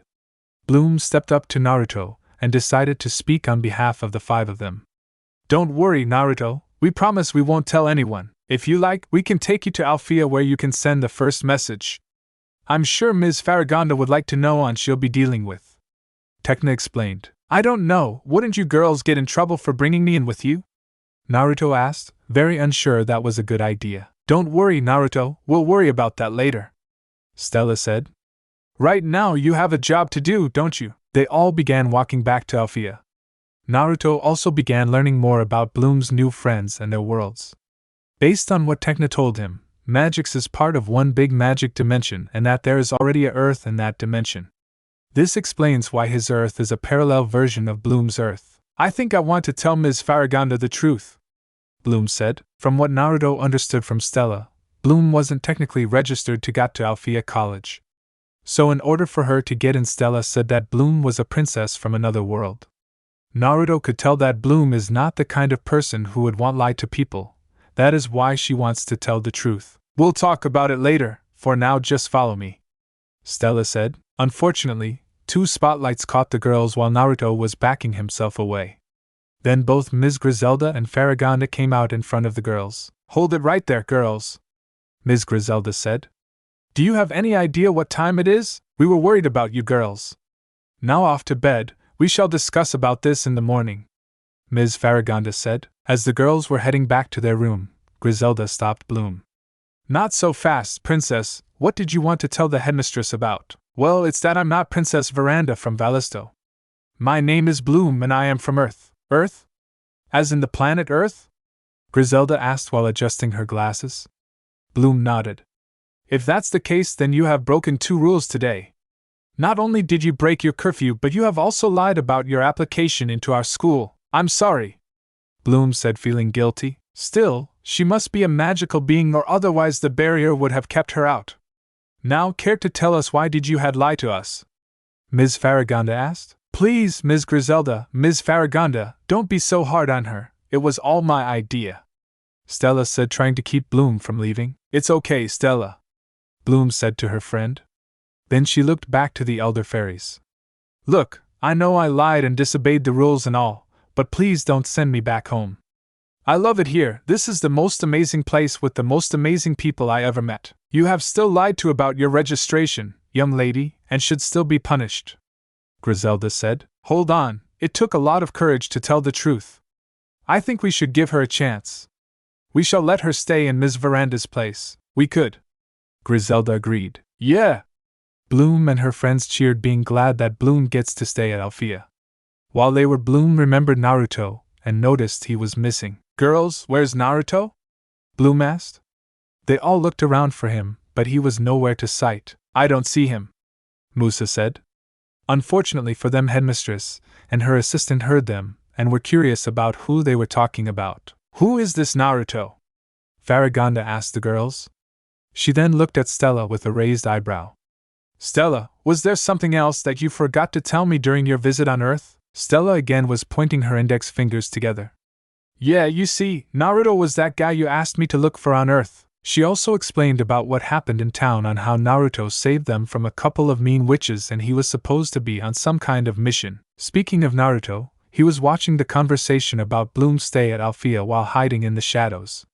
He was very glad that Bloom gets to stay at Alfea, but when they wondered where he is, he had to get out fast. He tiptoed towards the gate to Alfea, but then he stopped and began to think what his new approach should be, since he wasted enough time already. He was also think on where is supposed to stay while he is in Magix. When he decided pass through the barrier that protects the school from intruders, a voice from behind stopped him. Not so fast, young man, Ms. Farragonda said. Naruto looked behind him and sees the headmistress, her assistant, and the girls. Just where do you think you're going? Farragonda asked.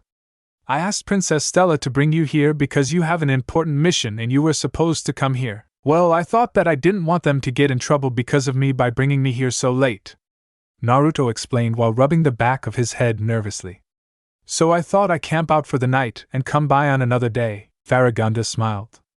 Oh dear no, I assure you did cause any trouble for the girls. They told me how you helped them in town. I must say you were very brave out there. No problem. I'm just glad to help out and that they're all okay, Naruto said. I'm aware that you are on a mission right now and you have a message for me, but why don't you stay here in our school's guest room for tonight? Farragonda suggested. You must be tired after a long day. Yes, I am. By the I am Naruto Uzumaki, Naruto introduced.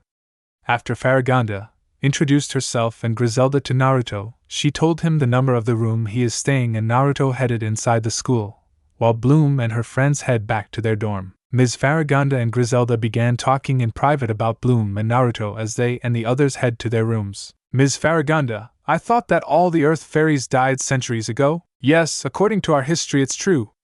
This does leave to wonder who is Bloom, Farragonda said. But there is also something troubling me. What is that, mistress? This great evil that Tsunade mentioned about that is in Magix right now.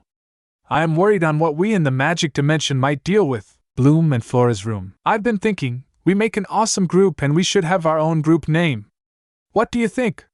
Bloom said excitingly while Kiko was pondering about it. That actually sounds a pretty good idea. A name is good for quick reference, Tekna said. Stella stood up before speaking. The right name would give us that certain something we've been missing.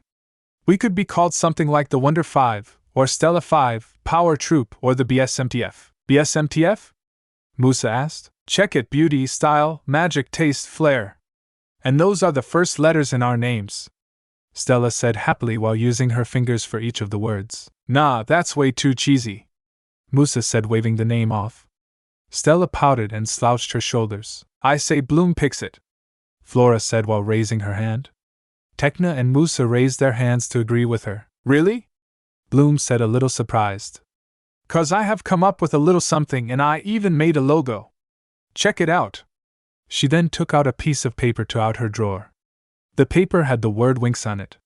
Stella, Musa, and Flora praised the logo's design. So, we are called the Winx, Tekna said while a little confused. Yeah, that's who we are, the Winx, Bloom relied happily while moving her hand with magic sparks coming from her fingertips. Underground laboratory. Meanwhile, in an underground laboratory underneath the city of Magix, lies one of the most dangerous masterminds of Naruto's realm, Orochimaru.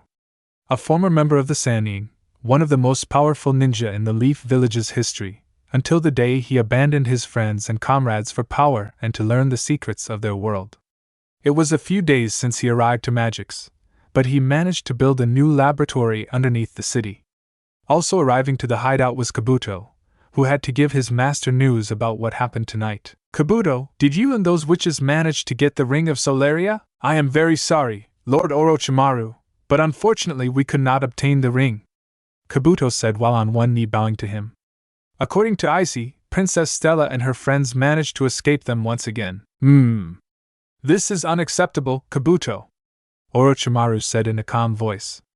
It would seem these girls might be useful to our plans, but there is a strong chance they might turn on us once we get the dragon's fire.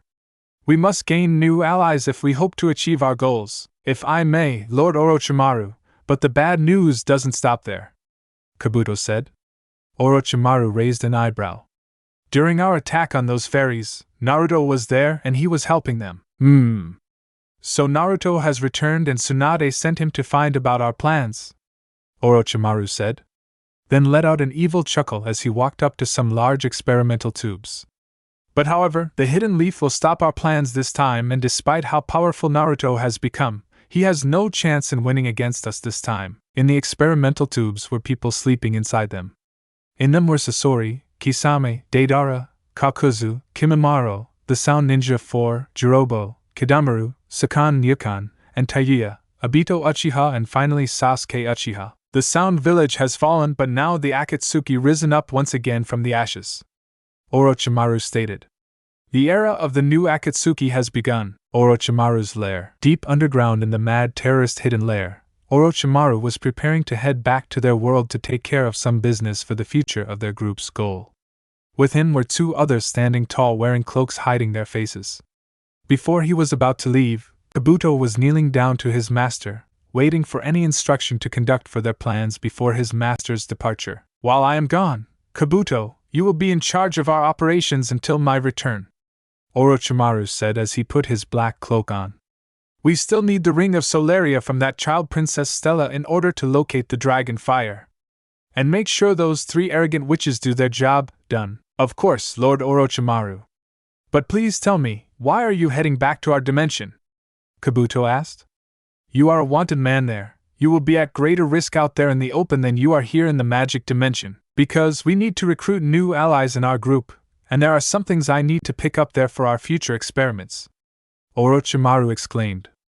We may have formed an alliance with the Tricks after we found our way here through Madara's research on his previous time here, but that doesn't mean we fully trust them. And for the Akatsuki to be fully revived, we need more members. Be sure to get that ring and find the dragon fire at all costs. But of course, Lord Orochimaru, Kabuto said. Then Orochimaru turned, extended out his hand, and a magic symbol appeared on his palm.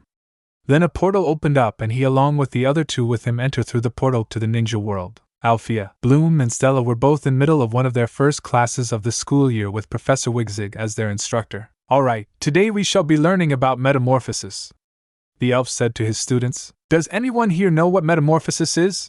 None raised their hands. No? Very well, then I'll tell you. As you know, magic is full of wonders, potential, and possibilities, and that is what metamorphosis is all about. Metamorphosis is the art of changing your form and appearance.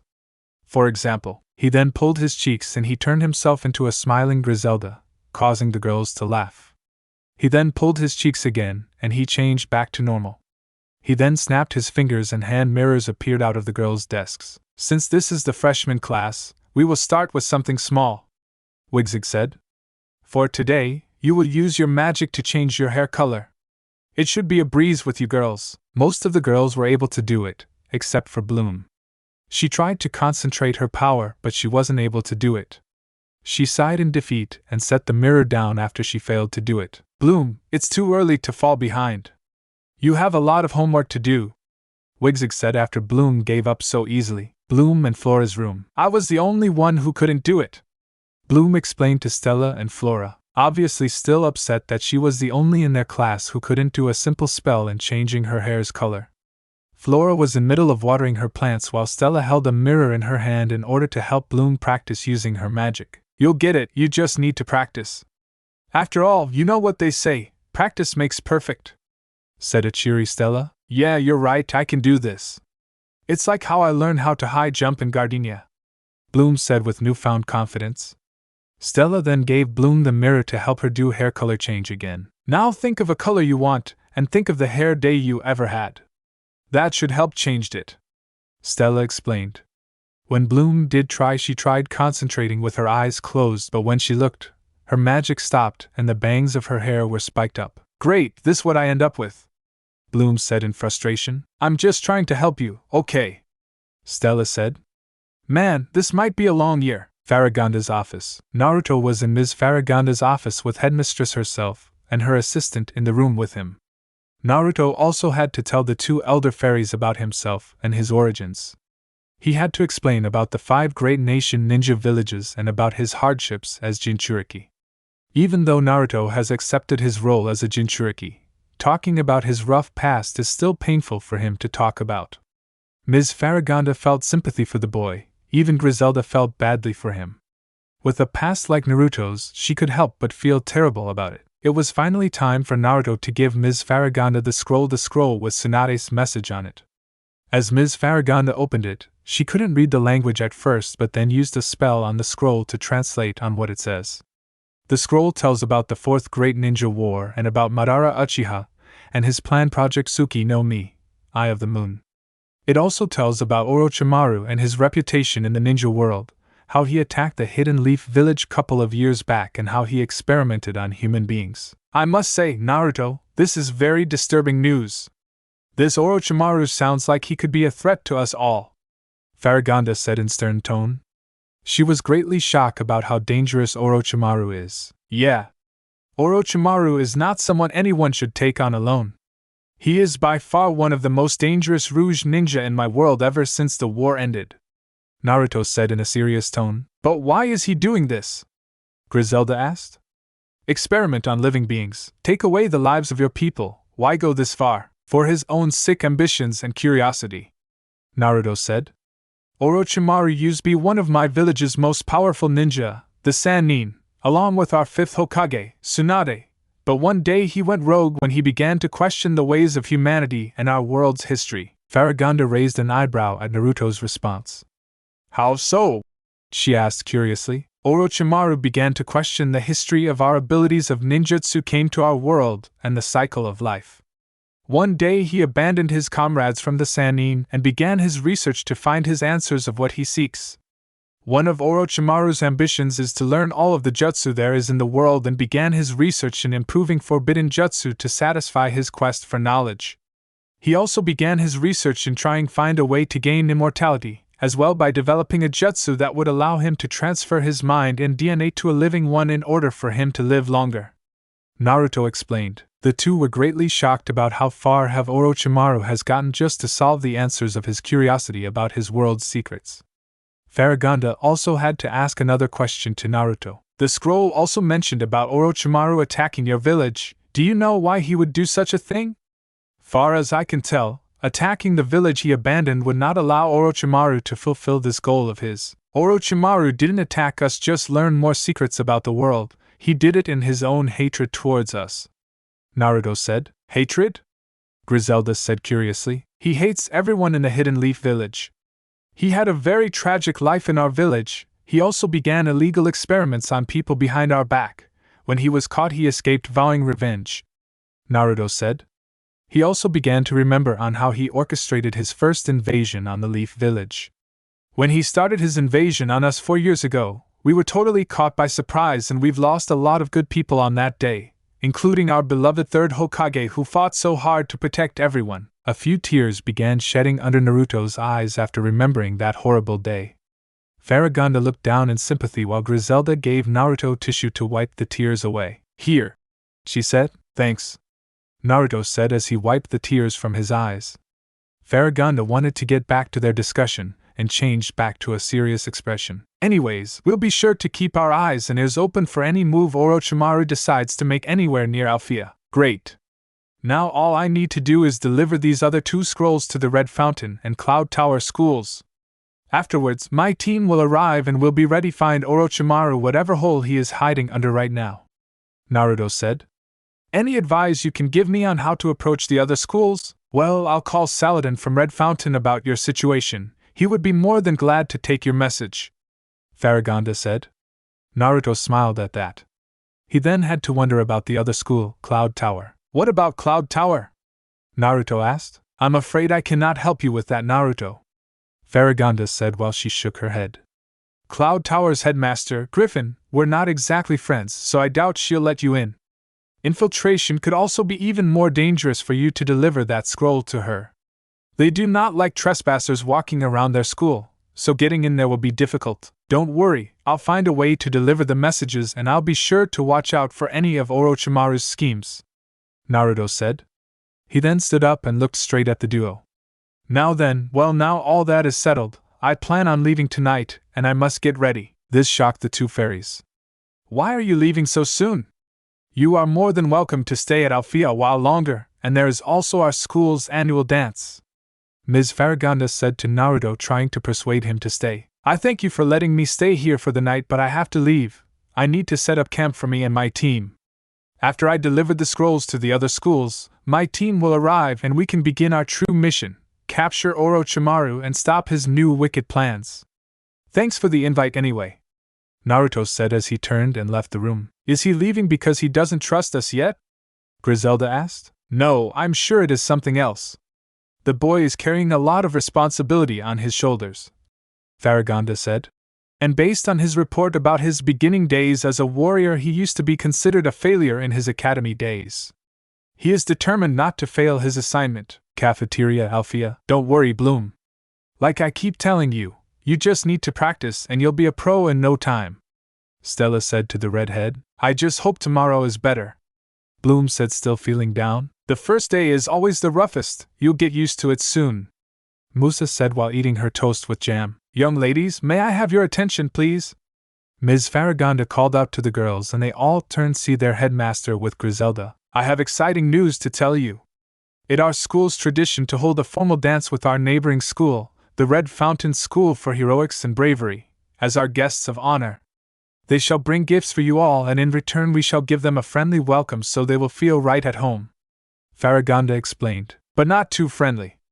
Chaperones shall be there, and love potions are strictly forbidden at all times during the night," Griselda said. "But dancing is encouraged. The entire day's classes will be cancelled for today, giving enough time to prepare to set up the auditorium and for you all to prepare for this enchanting night," Farragonda finished. The girls all cheered about this news. Bloom and her friends all began walking down the hallway. They were also thinking about what is going to happen tonight. "A dance is coming up, this early during the school year?" Bloom asked. "Yep, and we all must get ready," said a cheery Stella. Then she turned to face Bloom with a devious-looking smile. "And who knows, Bloom, maybe Naruto will be there?" This got Bloom to blush and her friends giggled to her reaction. "You should try to ask him to dance with you. I'm sure he'll say yes," Flora said. "I don't know, girls. Naruto seems a little busy because of that mission of his," Bloom said while looking away while a little embarrassed. "Oh, come on, Bloom, you could at least try to ask him," Stella said. Bloom was thinking about it, and decided to give her answer to her friends. "All right, I'll try and ask him. And this also might be my way of saying thanks to him after he saved me." "Splendid. Now where do you think he is right now?" Tekna asked. The girls also began to question that too. Where did Naruto ran off to after his talk with Ms. Farragonda? Bloom just hoped that Naruto didn't leave magic so soon. In the forest, outside of Alfea, Naruto began jumping tree to tree searching for a place to camp. During his search he was also looking around the whole forest, the trees, the animals, the sky, and the water. It was all very peaceful to him. Being trained as a sage, he is able to feel nature's natural energy. He smiled, as he is glad that the people of Magix take good care of the ecosystem in their world. Naruto, where are we going? Kurama asked his Jinchuriki. Naruto also probably figured only to talk to Kurama when he is alone. He does not want Bloom and her friends to think he is nuts by talking to himself. Trying to find a good place to build a camp. Since my team is gonna come after I sent the messages, better find a good spot to build our headquarters in, Naruto said. Kurama nodded in agreement. I see. You know, you could just stay at that guest room until you finish like what the headmaster offered you, Kurama mentioned. Naruto sighed. I know, but Bloom and her friends have gotten themselves involved in my secret mission, and there's the fact that Orochimaru probably knows I am here after what happened last night. This is the best way draw less attention for now, Naruto explained. I get it now. Those girls you saved already know too much about your mission already, and I'm pretty sure if Tsunade found that you disobeyed orders again, you would be in a world of hurt, Kurama said with a chuckle. The thought of Tsunade giving him a beating gave Naruto a shiver in fear. Don't remind me, Naruto said. Naruto continued to tree hop until he finally found the perfect spot for his team's base of headquarters. The scenery was very wide and had a vast number of trees. There was also a waterfall connected to a river heading downstream. What do you think? Naruto asked Kurama. The fox smirked. I have to say, kid, you picked a great spot, Kurama said. Thanks. Now better head back and get ready to pack up, Naruto said. Wait. I'm not an expert when it comes to friendship like you, Naruto, but don't you at least want to say goodbye to those girls you saved back in town? Kurama asked. Yeah, I guess you're right. I'll say my goodbyes to them and then I get my things ready, Naruto said. Naruto then closed his eyes and vanished in a yellow flash. He left a Flying Thunder God formula mark back in his room in order to make a quick trip back to his guest room, Cloud Tower. All the students of the school for witches were called to the assembly hall by its headmaster, Griffin, for a meeting. In the hall were also 3 familiar witches, the Tricks, wearing their casual cloths. Ms. Griffin was on a high platform and walked up to announce her meeting to her students. There's the headmistress, one of the students said. She's so scary. Another one said, My young witches, I summoned you here because I have some unfortunate news to share with you all. Once again, a Flea College are having their annual, and once again our school not invited to attend, Griffin announced to her students, and they all booed about this news. Now, students, calm down. It is our school's tradition to create a way to sabotage their party. So I purpose a challenge for you all. Come up with a way to ruin their party and make them wipe the smiles off their goody two-shoes faces. Select your proposals and I'll select one. Make the worst witch win. Griffin finished. This caused the witches to cheer. As the Tricks made it back to their rooms, they received a call from Kabuto. Icy took out her phone and holographic image of Kabuto appeared out of the screen. Kabuto, what is it now? Icy asked rudely. I called to ask you 3 about your progress in getting the Solaria ring after you 3 failed the last couple of times to retrieve it, Kabuto said. Stella and her loser friends have gotten lucky so far, Stormy said. Next time we'll get it for sure. So, what is your plan this time? He asked. Icy smirked. You see, Alfea College is holding their traditional dance with those dorks from the Red Fountain School. While everyone is distracted, we will sneak inside Stella's room and take her ring under that snobby little nose of hers, Icy said. Interesting, but what about your headmaster? Will she let you go and take that risk? After you 3 made so many while trying to retrieve the ring? Kabuto asked. Don't worry, we got that covered, Darcy said. It's our school's tradition to find a way to sabotage those fairies' little party. All we have to do is come with an idea that she will approve of how to ruin that stupid dance, and she'll let us go to Alfea and we can search for the ring while having some fun with it. 2 birds, 1 stone, Kabuto, Icy said. Very well then. To make sure you 3 don't fail again, I shall be sending someone to aid you. While you 3 sabotage that dance party of theirs, our agent shall keep a watchful eye on you three to make sure you do it right this time. We don't want any failures this time, our patience is running thin. How did you know about the last dash? Icy asked before she was interrupted. Because I was seeing the fights myself back on Earth, Kabuto said. I needed to be sure when our partner told us about you girls. Lord Orochimaru wanted to be sure you three weren't just all talk. Speaking of Orochimaru, where is he? Did he decide to have his lapdog to call after he was too lazy to do it himself? Stormy asked. Kabuto growled after she talked to his master with disrespect. No. Lord Orochimaru went on a trip back to our dimension to pick up a few things. Until his return, I am in charge of our operation in retrieving the ring. You will not act without my commands first, Kabuto explained. He then cleared his throat in order to get back to the task at hand. Alright, I'll be sending on of our agents your progress in getting that ring. Take the abandoned underground tunnels that connect the three schools in order to sneak into Althea. The schools don't use them anymore, so it is the perfect way for you to get past the barrier and get inside. Great.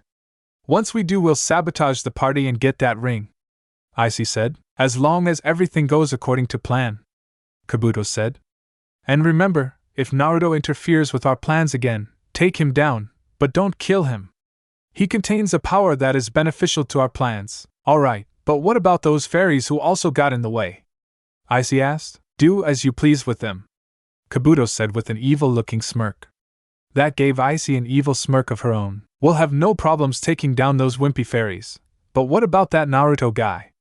How are we going to beat him if he had already defeated us already? Darcy asked. Icy scoffed. He just got lucky shot at us, that's all. If he does decide to interfere again, we'll show him what we can really do, she said coldly while holding the ice crystal in her hand. Her sisters also grew evil-looking smirks of their own. Althea Bloom's apartment. It's important to always to look your best, Stella said as she was showing her friends the dress she bought. Bloom was sitting on the floor, while Flora and Techno were sitting on the bed and Musa was standing against wall. The latter three had their dresses on while Bloom doesn't have hers. I maxed out the credit card that my dad gave me, but I didn't have a choice. It was calling out to me saying buy me, please. It's fresh, and it's so definitely you, said Musa snickering. Yeah, but my ring doesn't go with it, Stella said. I wish we could use our magic to create our outfits, Flora said. I know. It took me forever to find this thing, Techna agreed. It's interesting. Where did you get it? Musa asked the technology fairy. I've researched it thoroughly. This the latest in fabric technology, Techna answered. They then heard a knock on their door. Stella turned and said, Come in. The door opened to reveal their new friend, Naruto, who was wearing his usual outfit while wearing his white cloak on and carrying a backpack with him. Hello, girls. Wow, you girls look nice, Naruto said as he was walking into the room. He didn't notice Bloom looking down since she wasn't wearing a dress. Oh, thank you, Naruto. How you've been? Stella said. And where were you? Musa asked. We haven't seen you all day, just having a walk around the forest. It's very peaceful out there and walking is one of things I enjoy, Naruto said. He then began to wonder about the dresses. So tell me, what's the special occasion? Well, Althea is having its annual dance party with the boys from the Red Fountain School, Bloom answered. Naruto then remembered that Althea was having some party tonight. Stella then walked up behind Bloom while resting her hands on the latter's shoulders. Bloom here was also wondering if you were going to come or not, Stella said all cheery. Bloom blushed all embarrassed and looked back to Stella, who simply winked at her. Naruto sheepishly scratched the back of his head. Well, about that, I'm actually was planning on leaving tonight, Naruto said, shocking the girls. Leaving? But why? Bloom asked. Look, I appreciate you girls letting me stay here for the night, you all are really nice. But I need to find a place for both me and my team, plus this is an all-girls school. I don't think we'll quite fit in as it being our base of operations, Naruto explained. But where are you going to live? Flora asked. I found a great spot in the forest to set up camp. Don't worry, I can take care of myself and I promise I'll come visit you girls, Naruto said. He then saw Bloom with a sad expression on her face. Bloom, is something wrong? It's just that, we just met you, plus you saved us and you're already leaving, Bloom said. Then she looked at Naruto with a begging expression on her face. If you're going to leave Althea, Can you at least stay one more night for the dance, please? Naruto was blushing a bit. He was thinking about it for a moment, looked at Bloom's face. Alright, I'll come to the dance, he said while smiling. Hearing that had Bloom develop a big smile while she was looking at him. Naruto couldn't help but smile back seeing her happy. Okay, now that is settled, we can get ready for the dance, Stella said happily. Then she looked back to Naruto. Naruto, since you are going to come to the dance, what are you going to wear? This I think, he said referring to his ninja uniform. You're going to come to a formal party wearing that? Why? Musa asked. Because this is sort of all I brought with me. Naruto chuckled a bit as he referred to the outfit he's wearing right now. He didn't really think he would need something formal to bring with him. Bloom laughed a bit too, but then she remembered something. Guys, the dance is only a few hours away and I don't have anything fancy to wear either. Not to worry, there's a simple answer to this dilemma. Shopping, Stella said as she pulled out another credit card. No friends of mine are going to stick out like sore thumbs at the dance. Are you sure, Stella? I mean, you girls can do it for Bloom, but you don't really need to do the same with me, Naruto said nervously. Naruto, we owe you. You saved our lives from those horrible witches, Flora said. Yeah, think of it our way of saying thank you, Stella said. Naruto had to think about. He's not usually into shopping, especially since Sakura used to drag him around whenever she goes shopping for medical ingredients. But these girls want to show him their thanks and this shopping isn't just about him. He then looked at them smiling. Sure, why not? He said. Town. Several hours later, the fairies and ninja have been going around different stores on a shopping spree. The group was trying to find good outfits for both Naruto and Bloom to wear at the party. In each store they go, when Bloom finds a dress, almost everyone disagrees except for Naruto. He thought she looked pretty in each one. When Bloom found a fancy blue dress, everyone liked it, and she was happy that Naruto thought so too. There was a problem, however. It was too expensive, and so they had to keep looking. Bloom was still unsuccessful, but they did find something for Naruto to wear. The outfit he chose was a black sports jacket, black khakis, a white buttoned shirt. Stella felt something was missing in his new outfit, so Bloom got an idea and decided to use a red scarf to complete it. Naruto liked his new look and the girls, especially Bloom, thinks he looks really good in that outfit. The dance is coming and we still haven't found something for you, Bloom, Stella said while having her hand on her friend's shoulder. Don't worry, you go on ahead and get ready, I'll stay and keep looking, Bloom said. Your chances of success are still very high, Tekna said. Naruto then walked up to Bloom and stood beside her. She's right, we still got time. I'll stay and help you out, he said with a smile, which caused Bloom to smile as well. Okay, but play nice you too, Musa said, leaving with the other girls to giggling while Bloom was blushing from that comment. Come on, Bloom, let's go, Naruto said, oblivious to Bloom's blushing. She quickly shook it off and followed him. Right, though I feel that with my allowance and these expensive stores, finding a dress will take some serious luck, she said to Naruto with some doubt in her voice. As they were running, Naruto saw something and quickly grabbed Bloom's shoulder and pointed to what he saw. Does that serious luck of yours involve a sale at that store right there? Naruto said cheerfully. Bloom was elated and she rushed inside. She told Naruto to wait outside because she wanted the dress she buys to be a surprise to him and her friends. While she was looking, she was able to find a dress she liked and can afford. After she got out of the store, she sees Naruto lying down against the wall. He looked up to her with one eye open and said, Found what you're looking for. She nodded. Yep. Now we can head back and get ready, she said. Good, Naruto said, and then looked at the clock behind them. We might want to head back soon. There's only a few minutes before the dance starts. What are we going to do? We're going to be so late. I don't think we'll make it in time, Bloom said, panicking. The ninja put his hand on her shoulder to calm her down. Sure, we'll make it. Hop on my back, he said while kneeling down, stunning the fairy. What? She asked. I said get on. We'll get back in seconds, trust me, Naruto assured her with a smile on his face. Bloom hesitated at first, but she got on Naruto's back and the latter stood up. Bloom blushed deep as she felt Naruto's hard chest as she wrapped her arms around him and feeling embarrassed being on a boy's back. Okay, ready? Naruto asked. She nodded. Naruto then closed his eyes as concentrated on his destination, and they both vanished in a yellow flash. Naruto's room in Althea. Naruto and Bloom both appeared in Naruto's room in a yellow flash. As Bloom got off of Naruto, she was staggering a bit until she fell on her behind. Naruto snickered a bit. Naruto then helped Bloom get back up on her feet. "Whoa, how did you get us back to Althea so fast?" Bloom asked. "It's one of my abilities. It allows me to move a high speed anywhere in an instant. In order to do it, I need to place this first," Naruto explained as he pointed at the formula near their feet. "I placed it here last night to make a quick trip back to Althea." "That is amazing. How many abilities do you have?" Bloom asked. Naruto merely waved his finger. "Sorry, but no spoilers. You'll find out soon." He chuckled, making Bloom pout. "Anyways, you should get back to your room and get changed. You don't want to keep everyone waiting," Naruto said. "Right," Bloom said.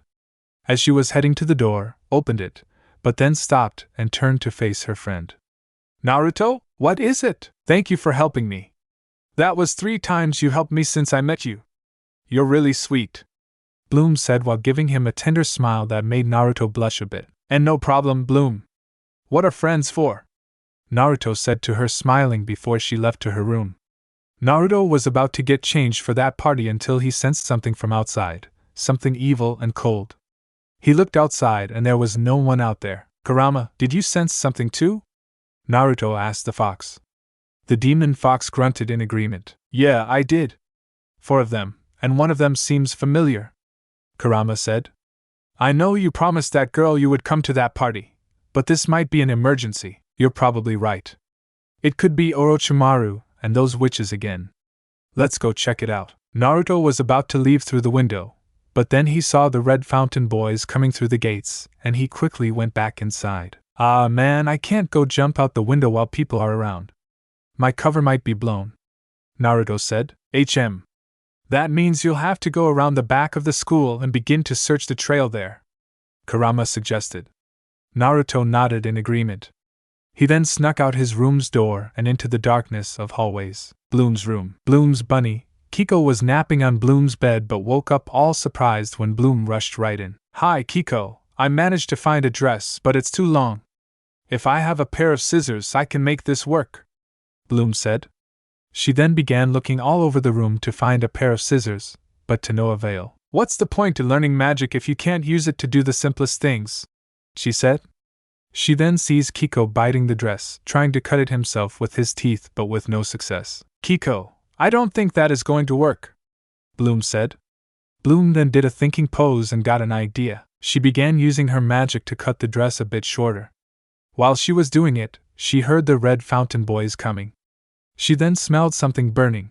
When she turned around, she sees the dress on fire. Luckily, she managed to put it out before the bed caught on fire too.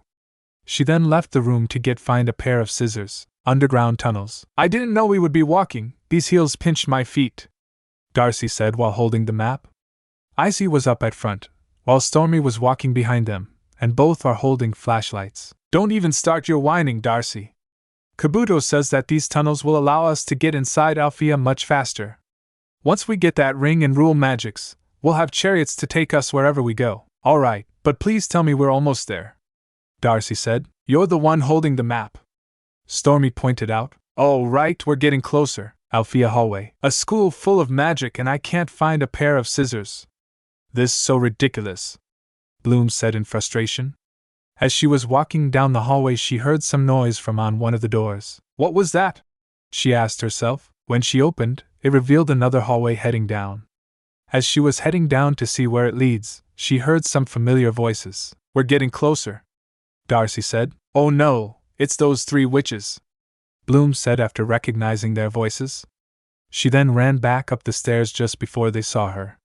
Bloom ran to the other side of the hall, watching the tricks as they walked straight down the hall. They opened a closet, which shows a treasure chest with Red Fountain emblem on it. "There it is, the Red Fountain gifts," Darcy said. "I don't even know why those boys would want to hang out with those losers." "Well, it's not like we would want to hang out with those nerds anyway. We have much bigger plans," Icy said. She then turned her head to Darcy.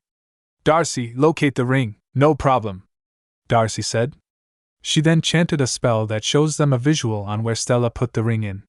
It shows that Stella put her ring inside a golden oyster container and placed the container in a small chest. Stormy then used her magic to open up the chest Red Fountain Boys brought, and in it contained golden eggs with diamond-shaped spots on them.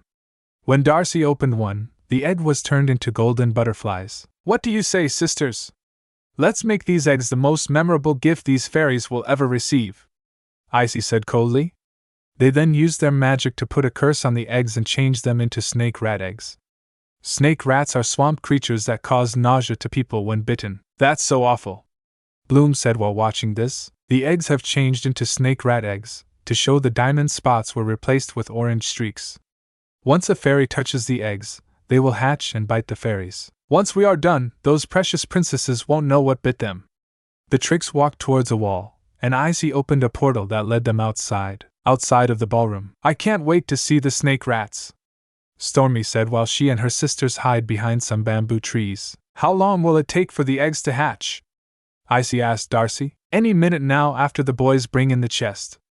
Those eggs will hatch and those fairies will start puking in seconds after one bite. Inside the ballroom, Bloom managed to make it to the ballroom and was trying to find her friends.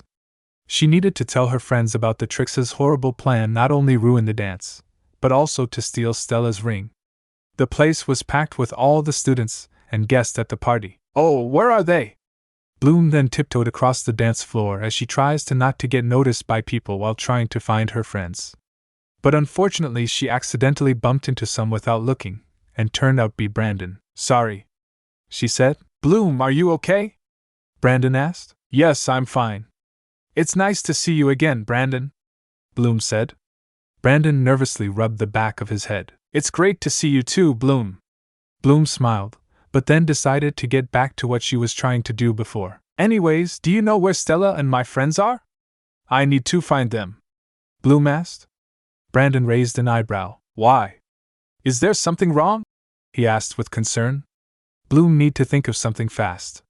The last thing is to cause a panic when people finding about the Trix's plan. Nothing wrong really, I just needed to have a talk with them, Bloom said. Oh, well, they're right over there, he said while pointing the way. Thanks. Bloom then ran over to where her friends and called out to them. Hey girls, Bloom said to them while panting. What took you so long? Techna said. What's the matter? Flora asked, smiling with her eyes closed. They decided to talk about outside from the ballroom so people won't hear their conversation. Bloom began telling them about how the Trix are planning to ruin the dance. They have a whole plan to sabotage the dance and everything is already in place, Bloom explained. How are they going to do that? Stella said. They cast some spell on the gifts the boys brought for us. It had something to do with a thing called a snake rat, Bloom said. Snake rat? Let me look into my database, Techna said. She took out her palm and showed an image of a snake rat. Snake rats, venomous swamp creatures that causes projectile vomiting with one bit. Gross. Ew! Exclaimed Stella. I get what they are going to ruin our party with boys, but what's in it from them? Musa asked. They're probably jealous of us. They wish they got a chance with Red Fountain Boys, Stella exclaimed. Actually, they're not after the boys at all, they're after your ring, Stella. Bloom corrected her friend about the witch's intentions. Once that happens, there will be a huge panic, and the Trix will use that as a distraction to get the ring. We have to do something. Musa put up a thinking pose before got an idea. It's cool, we'll just head back to our dorm and get the ring right now before it happens. It's too late. Look, Flora said, pointing at the ballroom where two boys brought the chest filled with snake rat eggs out and opened it. The girls looked nervous. No snake rats? Musa asked. Well, they said that the snake rats would hatch from the eggs, Bloom said. We need a counterspell and fast, Stella said. The five of them joined hands, cast a spell that lifted the curse on the eggs and changing them back to once they were before the witches cursed them. Their evidence was when one of the girls opened one of the eggs and golden butterflies flew out of it. That was exhausting, Stella said while she and the other girls felt tired after converging their powers for the first time. Flora picked up of one enchanted eggs the Red Fountain Boys brought, cast a spell to spend it as a little surprise of their own to the Trix. Sky then walked up to Stella and gave her one the magic eggs. This one is for you, Stella. Stella blushed. Oh, thank you, Prince Sky. Bloom. The redhead turned to her friend Flora, who has a smile on her face. You should probably get back to our dorm and get changed. Oh, right, I'll see you girls at Dash. Bloom stopped to look around the ballroom but couldn't see a certain someone anywhere. Have you girls seen Naruto around? I didn't see him after we came back from town. Actually, no, we haven't seen him inside, Stella said. Bloom looked down, feeling a little sad. Then Musa walked up to her and put her hand on Bloom's shoulder. Don't worry, Bloom. I'm sure he's coming. He's probably trying to figure out how to make an entrance. The music fairy chuckled. Bloom laughed a bit and felt a lot better. You're probably right, Musa. Naruto did promise me he would come. Well, I'll be back. I need to get ready. Bloom then ran back to her room to get changed. Outside of Althea, Naruto was looking around outside of Althea for the intruders he sensed before. He knew they were there somewhere. He could still sense them thanks to Kurama's ability to sense negative emotions. Based on what his senses told him, there are 4 people with evil intentions. 3 of them are at one place, the other is separated from the others. That power is alone. Naruto can tell the one who is alone is the strongest among them what he sensed. As he was searched by the nearby trees, someone tried to hit him with a barrage of flying kunai. Naruto managed to avoid them, then did a couple of hand signs to counterattack. Wind style, breakthrough. Naruto then manipulated a large gust of wind at his hidden opponent after he sensed him. His attacker managed to high jump away to avoid the attack. After the latter landed, the moonlight hit him and Naruto was able to recognize him. Kimimaro? Naruto said with widened eyes. He was surprised to see Kimimaro, especially since he died few years ago when he, Lee, and Gaara fought him, and was sealed away during the war. Naruto can tell, this is definitely Orochimaru's work. He looked at Kimimaro, and his eyes are normal, which means it's not the reanimation jutsu. He also noticed that Kimimaro is older looking now. He now looks like he is in his early 20s now. Whatever Orochimaru did to bring him back, he accelerated his age a couple of years. Kimimaro was wearing a new and darker version of his old uniform. He was now wearing a black version of his old outfit with a black cloak wrapped around his waist to replace his old rope belt. He was also wearing a sound ninja headband with a metal plate having a horizontal scratch on it. How are you still alive? Naruto asked. You died 4 years ago. That does not matter. What matters is for me is that I can continue to serve under Lord Orochimaru's will once again and makes his ambitions a reality. Kimimaro said in his calm and lifeless tone. The last time you and I fought, Naruto, my body was dying of a fatal disease, but this time my health is in perfect condition. So now I can use my full power without anything holding me back. We'll see about that, Naruto said as he rushed right at Kimimaro with his chakra blades. Kimimaro quickly countered with bone blades that came out the top of his knuckles. He then attacked, but Naruto managed to jump out of the way, gained some distance. Then both Naruto and Kimimaro began clashing while jumping on the trees near them. Meanwhile, in Bloom's room, Bloom was in her room with Kiko, telling him about how she did her first spell ever to stop the witch's plan to ruin the dance. But her celebration was cut short when she saw the jewelry box that had Stella's ring began floating away towards the door. The case that contained the ring came out of the box and was heading towards the hiding spot the tricks were in. Bloom followed it, trying to catch it. Unfortunately, the tricks saw her coming trying to catch the ring, and they were especially not happy to see Bloom again. It's that Earth Fairy loser! Icy exclaimed. She must have been the one who countered our spell, and now she's trying to get in our way again. Bloom ran after the ring case and dove at it, managing to catch it. As she was heading back to her dorm, the tricks came out of hiding and right behind Bloom. When Bloom turned, she began backing up. She knows she won't stand a chance against them. Flora saw Bloom being backed into a corner by the tricks and warned her friends about it. They immediately rushed to where she is, but they fear they might be too late. The tricks then began their attack on Bloom. First, Icy surrounded Bloom in a circle of ice. As Bloom got away from it, Darcy stopped her foot that created a trench in front of her. Stormy then created a cyclone that blew Bloom right toward the trench Darcy made. Bloom held on to the edge of it, and was determined not to let go, especially since the trench is bottomless. Icy used her magic to have the ring case float to her. She then turned to Stormy. May I do the honors?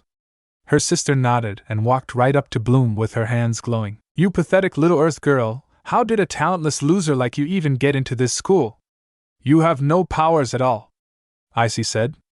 Bloom narrowed her eyes at her. You're wrong, I do have powers, I know it, Bloom said with determination in her voice. She then glowed like a light and began transforming in her fairy form. Bloom was now wearing a blue glitter top with a matched sparkly light blue miniskirt with matching color shorts underneath.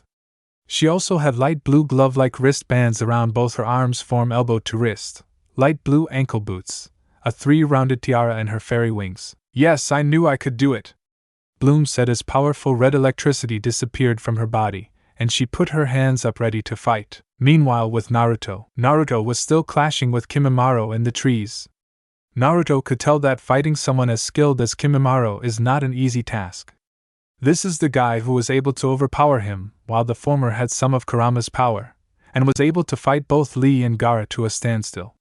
Gaara had to admit, both he and Lee would have been dead during that fight if Kimimaro's disease didn't kill him first. As they were fighting, Kimimaro returned his knuckle blades and launched his finger bullet attack at Naruto.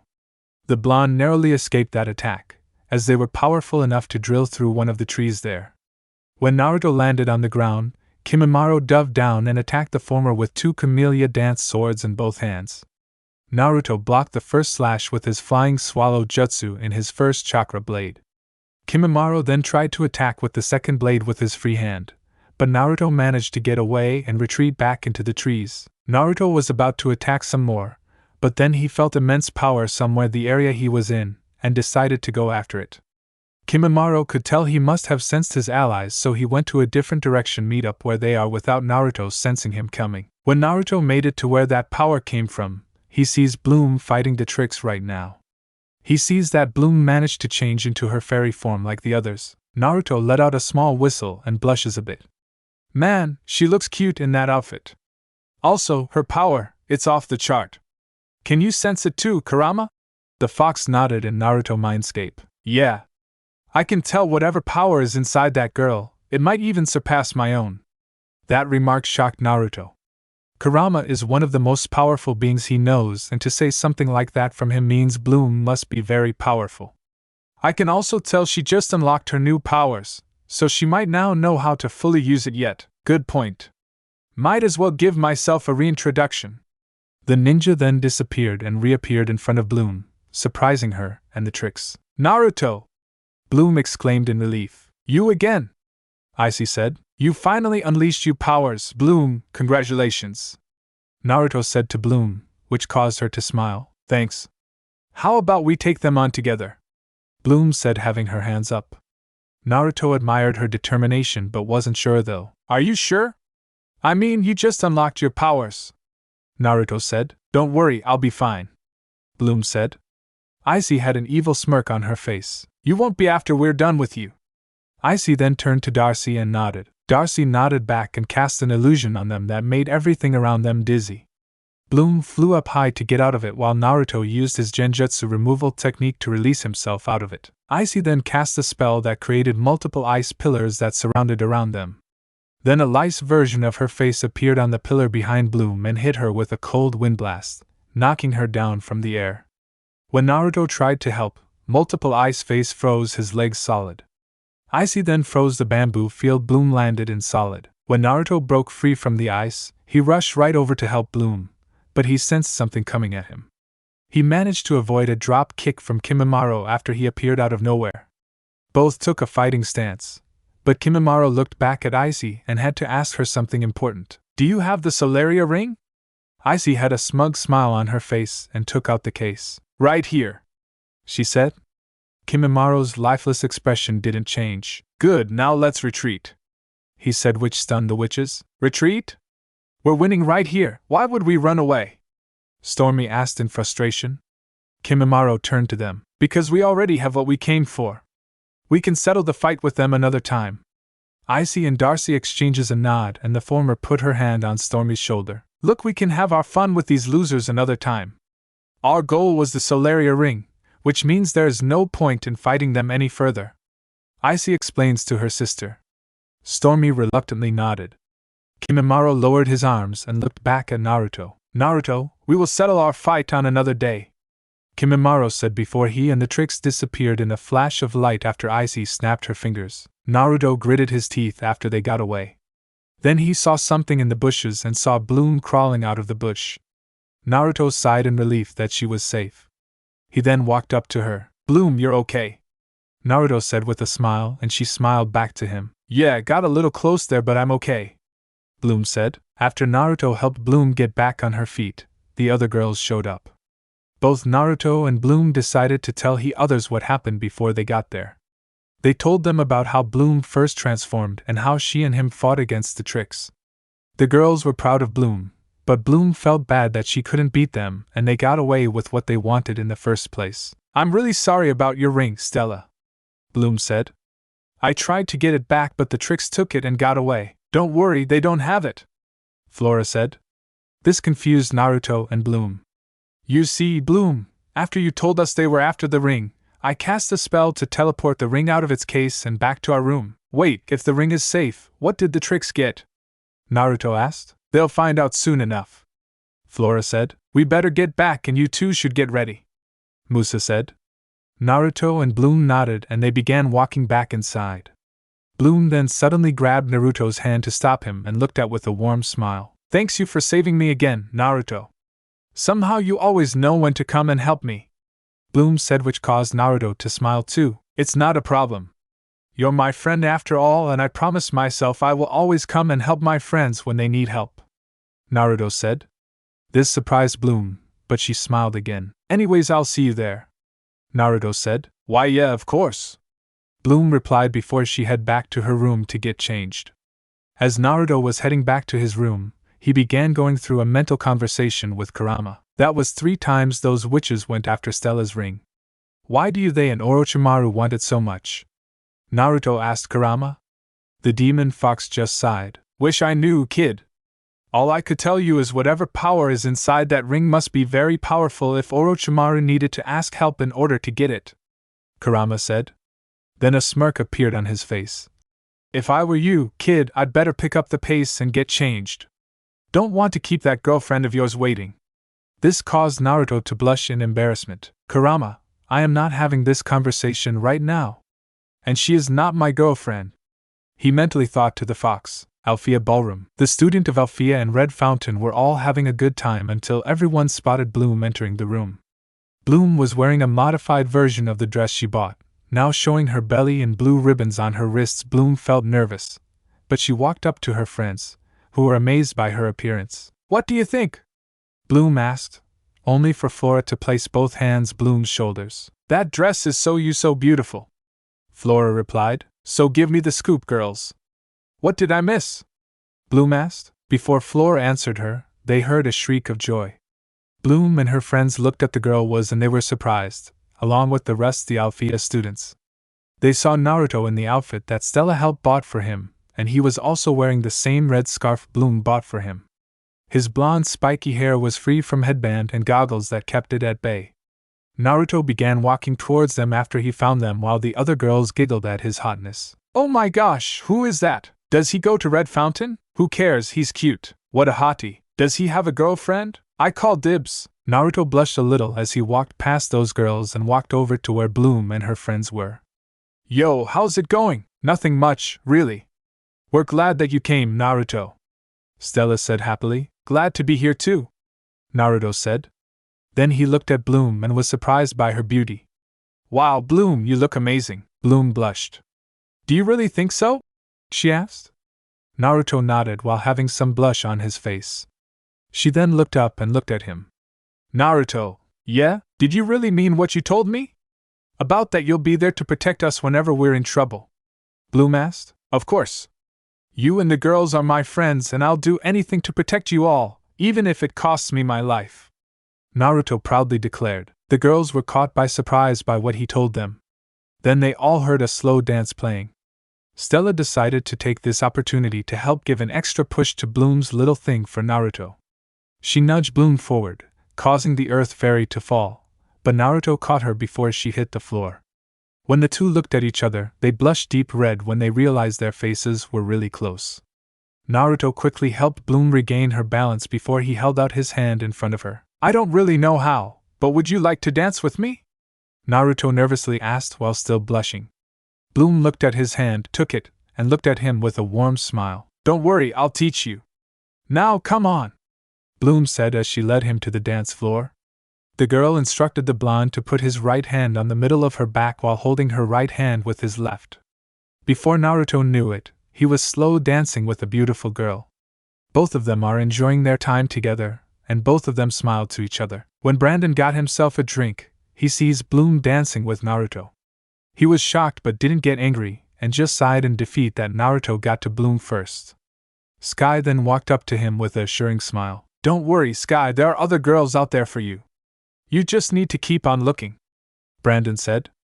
Sky and Brandon switched their names so the former can know what it's like to be a regular guy for a change, and the two kept it a secret since they both arrived at the school. Sky just smiled to his friend and walked along with him someplace else, while Naruto and Bloom continued slow dancing. So Bloom, how are you liking Althea so far? He asked. It's going great. I feel right at home, she said while smiling to him, and they continued dancing with each other. Chapter end. Now watch daily exclusive uncensored lemon stories and mature content, along with NSFW images, featuring harem girls characters from the fics.